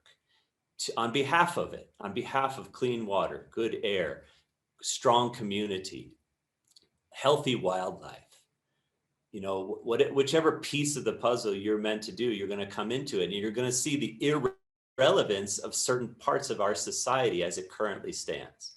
And then we start transfiguring how we are as a species, because we're in love with the place where we are. And we cannot do anything but just serve it, stand for it. And that's, in short, that's what I would say to people is invite yourself into that process of belonging somewhere. And even if you can't wander all over like I can, have someone drive you to a waterway or to a certain special place, or just outside your house, just from where you're standing, all the microorganisms of the soil, right? They're you. All the things, including 3 million viruses that you're breathing with each breath, they're all you. The water that you drink, all these intelligences. We're not separate beings. We're interwoven with all of this all the time. And we're sovereign, yes, and a beautiful species. But let's wake up together and belong together. So beautiful. Thank you so much, Timothy. Just such an important message for all of us, that we are all a part of this earth and it's all a part of us. As you're speaking, I just feel that infinity sign going through and between us to all of life. Yeah. Thank you so much. Timothy, as we wrap up, if there's anything else that you want to leave us with as we say goodbye. It may have sounded a tiny bit heavy-handed, my instructions, so I would leave with a bit of levity, which to give you a few words from John O'Donohue would say equally, this is now is the time to free the heart. Let all intentions and worries stop, free the joy inside the self and awaken to the wonder of life. Thank you. Thank you so much. You're very welcome. Blessings on the whole project. This has been such an amazing experience. I am so grateful and thankful that you have all been here with us, and just so excited to present to you our wonderful next presenter, poet, philosopher, and teacher, Mark Nepo. Mark, thank you so much for being here with us. Oh, a joy to be a part of this. Thank you for thinking of it and bringing it into being. Thank you. Well, I have read so many of your books and just am such a follower of the wisdom that you share. What are you feeling moved to share with us now? Well, I think that, given the time we're in, and let me also preface that by saying that throughout history, every age faces its challenges, and this is ours. Through this very difficult and strident time when we are retreating, it seems, into ourselves and into the corners of our minds, we're really challenged, and also with the pandemic, to rediscover how we are all at heart the same. Every age, we're challenged to choose between love and fear, and this is our turn. And how can we do that? Well, it's personal for everyone, but I feel like it comes down to our taking the risk to be open-hearted, to truly see if we can feel what it's like to be another, and to keep honest company with each other. During the Dark Ages in Europe, in the 11, 12, 1300s, only 10% of the population was literate. That means 10% of the people kept literacy alive for over 300 years. And, each of us takes turns being awake and asleep. And while we're awake, it is incumbent on us to keep the literacy of the heart alive right now. And again, that means holding nothing back. That means asking questions. That means realizing that we are more together than alone. And so, fear makes us retreat thinking that self-interest will save us. But suffering always reminds us we can't make it alone. We need each other. We see more together, we feel more together, we can carry more together. And so I think it's just always about open-heartedness for me. When I know in my own life, when I feel exhausted, and sometimes I need to set boundaries, but more often than not, something will come along and ask me to give more, just when I think I don't have any more to give. And somehow the love makes me try. And I always discover not only is there more to give, but that's when my deepest gifts show themselves. And I think during this pandemic, we've been challenged. The word Sabbath in the Jewish tradition means the one day we don't turn one thing into another. And I think we've been forced into a global Sabbath, to stop turning one thing into another, to stop even dreaming, and to realize the miracle of what is and how amazing it is that we're here at all, let alone together. I love that. It is such a miracle. And when we focus on that, when we're able to not make something into something else, then what becomes the gift from that? Well, the gift from that is that we realize again and again that there's nowhere to go except where we are. We can't defer a better world. The better world, if there is a better world, it comes from animating our care now. It comes from not thinking it will be better in some other place or at some other time. And Mother Teresa talked about courage being doing small things with love. Well, there we are. It's not about changing the whole world. It's about helping the woman in the grocery store in front of us who drops her groceries when she falls, and helping her to her car and picking up her groceries. It's receiving that when we're the one who falls. And I think that if we can listen to each other, we can reestablish the bonds that have always been there, the kinship of all things. I think this is, Spirit allows us to remember and become intimate with all things, that there's nothing really between us other than the conclusions that kind of weave like spider webs in our minds. So it's interesting to me when you say that, because what instantly I heard is we need to clean the cobwebs out of our minds and drop into our hearts. Yeah. Well, and the thing, it's always been, we humbly can't change anyone. but great love and great suffering clean our eyes, our hearts, our minds, so that we all of a sudden look and go, oh my God, we're here, and I can see the heart in you and in someone else. You know, Longfellow, the American poet in the 1800s, you know, he said, if we truly listened to our enemies' suffering, they would no longer be our enemies. That we're all, regardless of our backgrounds and the differences we think we have, we're all really at heart the same. Beautiful. Yes. And I know, Mark, that you had a poem that you wanted to share with us today. Yeah, this is a poem of mine called Free Fall. If you have 1 hour of air and many hours to go, you must breathe slowly. If you have 1 arm's length and many things to care for, you must give freely.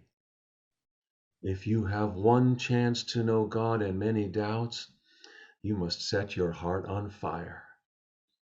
We are blessed. Each day is a chance. We have 2 arms.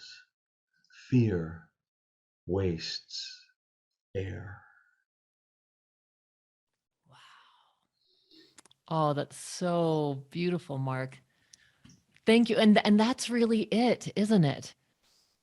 When we focus on our fear, we miss this opportunity to really love one another, to really love this earth, to be in love with our life. And I think the humbling thing is that, and this just brings to me is 3 other lines, this very short other poem of mine, is that, you know, those who are awake are the students, those who stay awake are the teachers. How we take turns, how we take turns. And everything you've been offering is how we take turns, and how we can lift each other up when we fall, and hold each other when we feel alone, and celebrate when we realize we're together. What else is there? That's it. So, Mark, thank you so much for sharing this with us. I just celebrate with you and celebrate with all these souls that have come to share in this wonderful event with us. Thank you so much. Oh, many blessings. Thank you. I am here with one of the most amazing spirits. Such a deep, deep joy to be co-creating this amazing event with creative catalyst, amazing movement, soul sister, Gabriela Masala. Gabriela, thank you so much for everything that you have brought to this event. Oh, Stephanie, it is a pleasure, it's a joy and a delight. So happy to be here and be part of it. So there is always something beautiful bubbling within you. And I know that this is something that's just spoken to your heart and soul. And so as you touch into that place today, what is it, Gabriela, that you feel on your heart to share?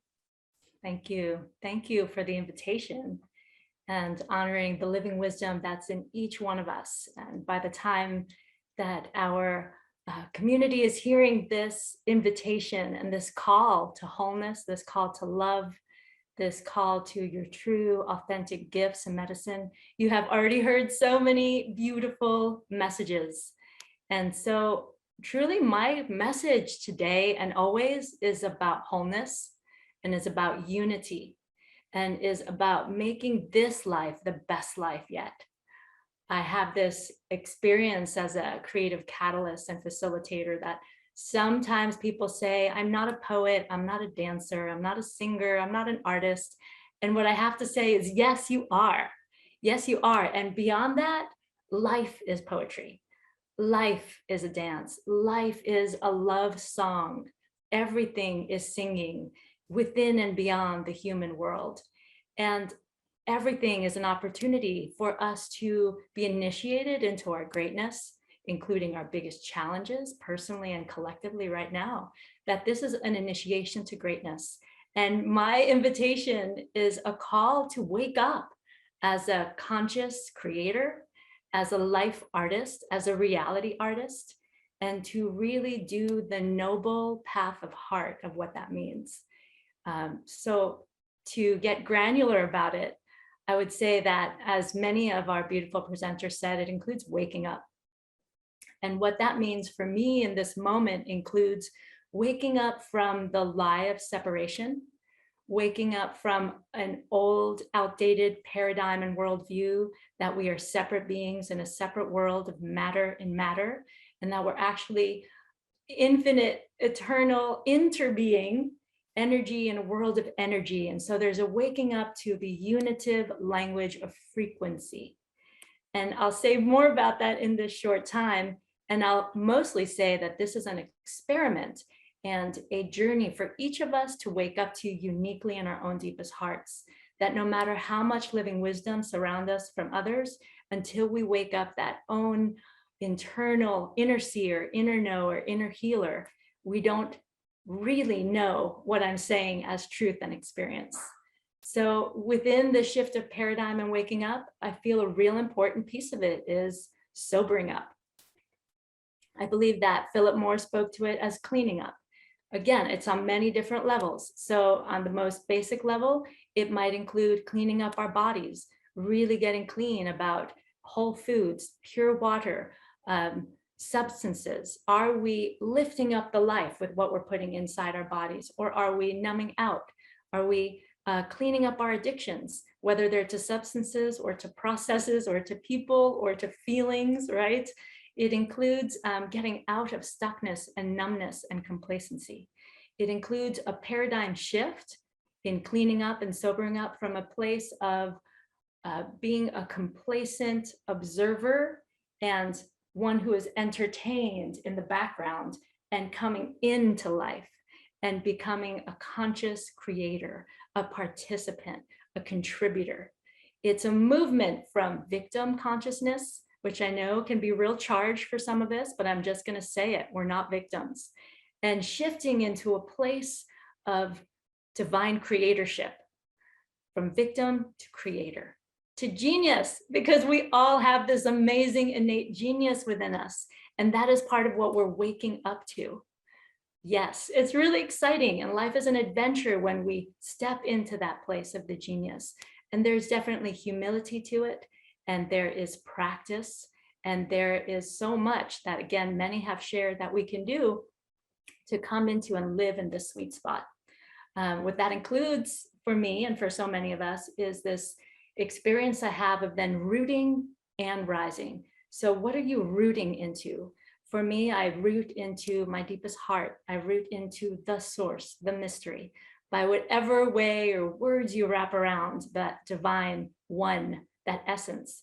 And yet there's a sense of root into that, ground into that. That can include, as it does for me and many of us here, grounding into the beauty of the natural world. That if we put ourselves into the company of that which is beautiful, organic, natural, awesome, the sunrise and sunset, the mountains, the ocean, the intricacies of the natural world, flowers, growing food, hands in the soil, all of the animal and plant nations. These are amazing, intelligent, high frequency energies. And so we can co-regulate to that. We can ground in that. And even for those of us who live in cities made of concrete, you have a sky. You can find a patch of soil beneath your feet. Bow to that one, right? And of course, really finding that within.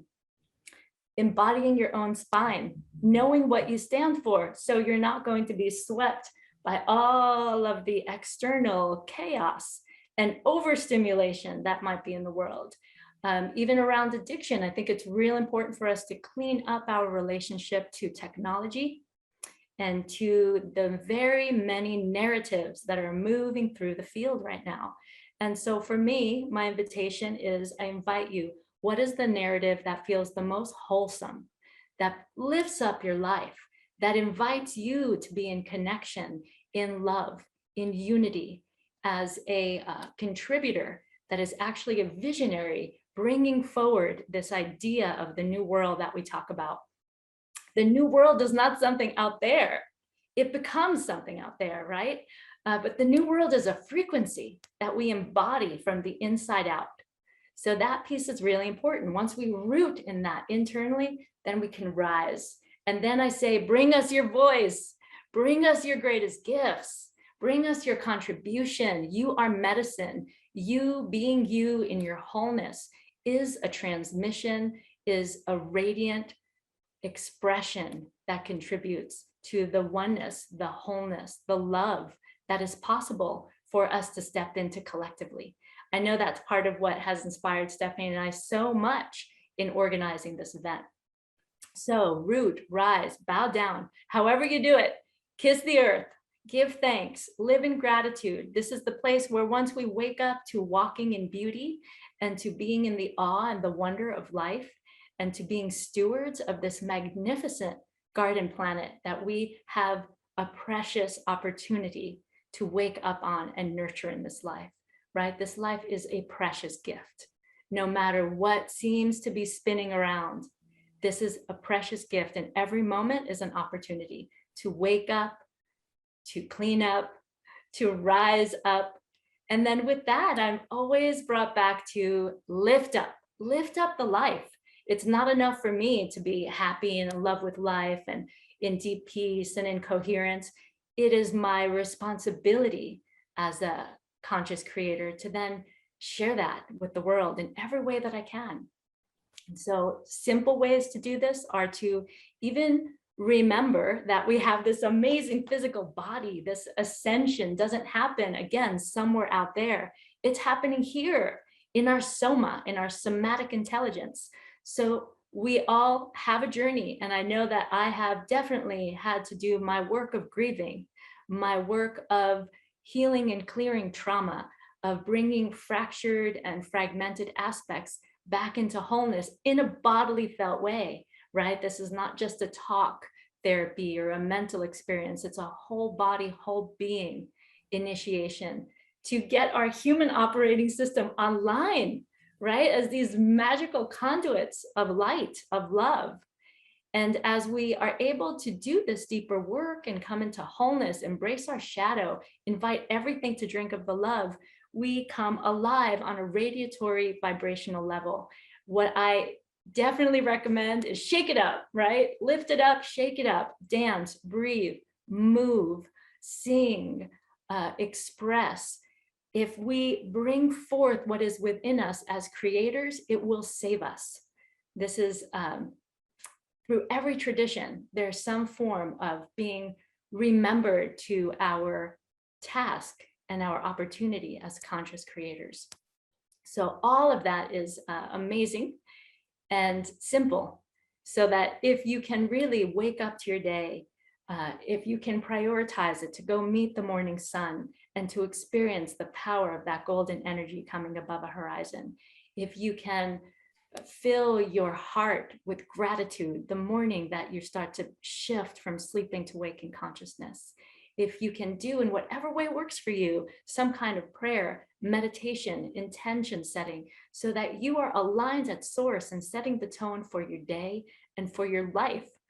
And then if you can surround yourself in the company of conscious, loving community that is also aligned with you and moving in the direction of creating the more beautiful world that all of our hearts know is possible, a way of becoming reality artists that live into the greatest potential beyond our wildest dreams as expanders and as receivers of life and of love. Wow. Wow. That's all I can say. So amazingly beautiful. Gabriela, thank you so much for your inspiration, your wisdom, and your love. Such an honor. Love you. Love you, Stephanie. Love you. Mwah. Thank you. So excited to have you with us and so excited to present our next guest. Jacob Israel Liberman, a pioneer in consciousness, a vision scientist, so thrilled, best-selling author. So thrilled to have you here with us, Jacob. Stephanie, it's always a pleasure to be with you and to see you. So today, it just puts a smile on my heart. Mine as well. And you've been one of the people that have inspired me so much in my life, Jacob, and been one of these mentors for me, as well as dear cohorts, that has helped me guide my way through when sometimes there's been challenges in my life. And so I know you have such an important message to share about how we can also make it through these times, and more than make it through, how we can really illuminate our lives. You know, Stephanie, when things in life happen that are not what we want, we say, shit. But we forget that shit makes flowers grow. And at this moment of time, just today, we have a hurricane on its way to New Orleans. We have an airlift going on in Afghanistan. We have a worldwide pandemic. Crisis usually brings us together, and yet we have never been so divided.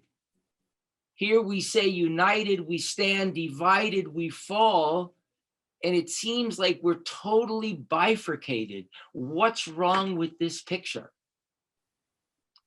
So much of our energy is about evolving, transforming, change. Another word for that is seeing clearly. And, you know, as a vision specialist, you often hear the term, I see, which means I know. And yet we also hear hindsight is 2020, which means we don't see clearly in the moment. We see clearly after the fact. What's wrong with this picture? What is fundamentally wrong with the way we are seeing? And so for me, as I look around, I see that everybody's looking for what they want in life. They want to create their own reality. They want to make the right choices. But what if life is looking for us? I remember I had a beautiful young woman who attended an event of mine years ago, and she had a vision issue that didn't allow her to see very well. And she always spoke about the fact that what bothered her the most was that she couldn't see. And one day she was taking a walk at the university she was attending, and all of a sudden she was stopped in her tracks because she realized that the bushes and the trees and the grass were not only looking at her, but they were looking for her. What if life is looking for us? But we're so busy looking for what we think life is about that we're missing that it's looking for us. What if what catches your eye is not just an expression, but it's the way the animating force of this universe finds us, reflexively calls us, and provides for us the precise journey we have to take to fulfill our reason for living. I was at my daughter's apartment the other day, and there was this beautiful white bird flying toward us. And all of a sudden, this big gust of wind came and just took the bird a different direction. I'm sure that if we were listening, the bird wouldn't have said, I wanted to go that way. It just allowed itself to be taken by the winds of life. What if it was that simple? What if thinking and worrying was not necessary? What if everything could be live? Everything could be an original rather than a knockoff of something we'd heard before or we said before. As a doctor, I learned something very fundamental. There is nothing in our physiology that is designed to initiate action. In other words, we're not designed for doing. Every function of our body is continually responding to something that is guiding it. It's calling it to move in one direction or the other. If we just recognize that and allow our internal GPS to move us moment by moment, each moment can be an expression of,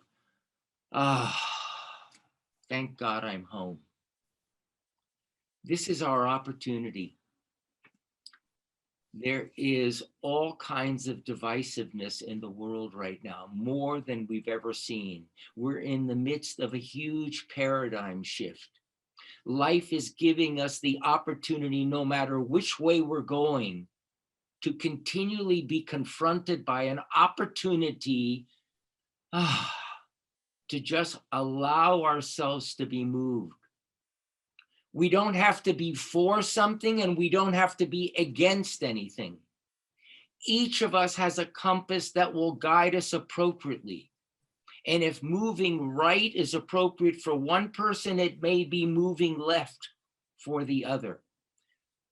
We just need to recognize that something is guiding us. The same thing that guides an apple tree to create apples and moves an animal in one direction or another is also moving us. We're awoken in the morning at a specific time, whether we have our alarm clock or not. We are guided when we need to eat. We are guided when our body needs to evacuate in one way or another. We have something called an intuition, but it's not actually a feeling.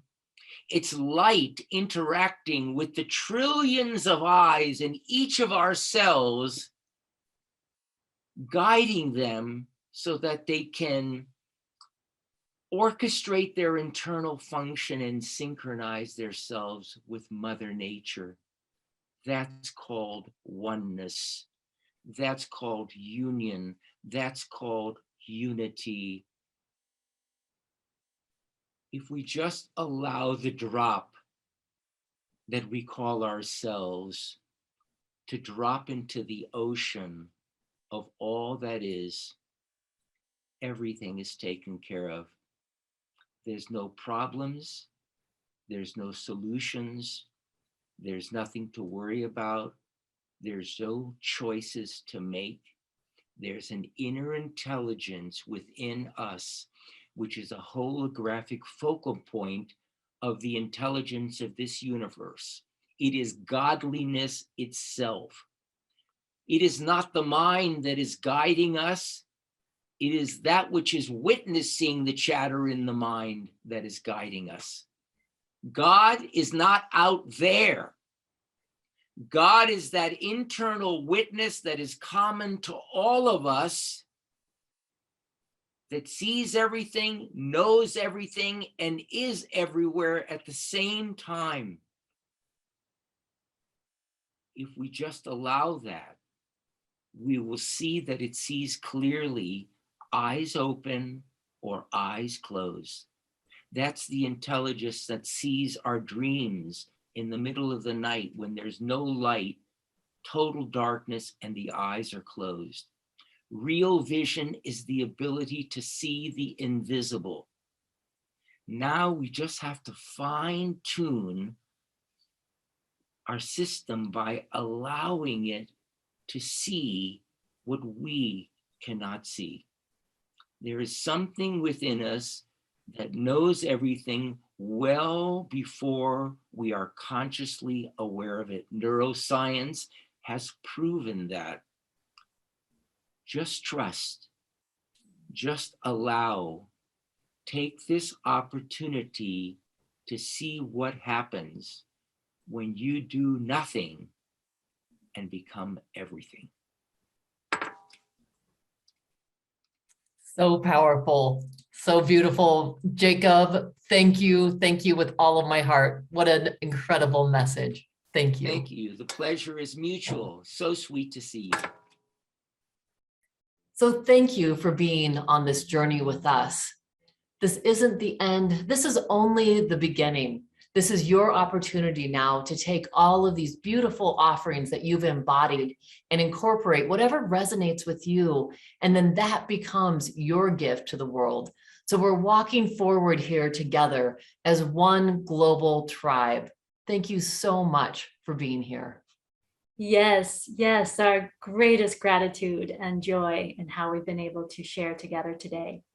You'll be receiving a follow-up email with all of the names and links of our beautiful presenters so that if you're moved, you can take a deeper dive into your expansion and study with them. It's been a great joy to be with you, and this is our moment, beautiful humans. This is our call to power, to beauty, to love, and to unity. Thank you so much, and share this event with everyone you can. We're so grateful.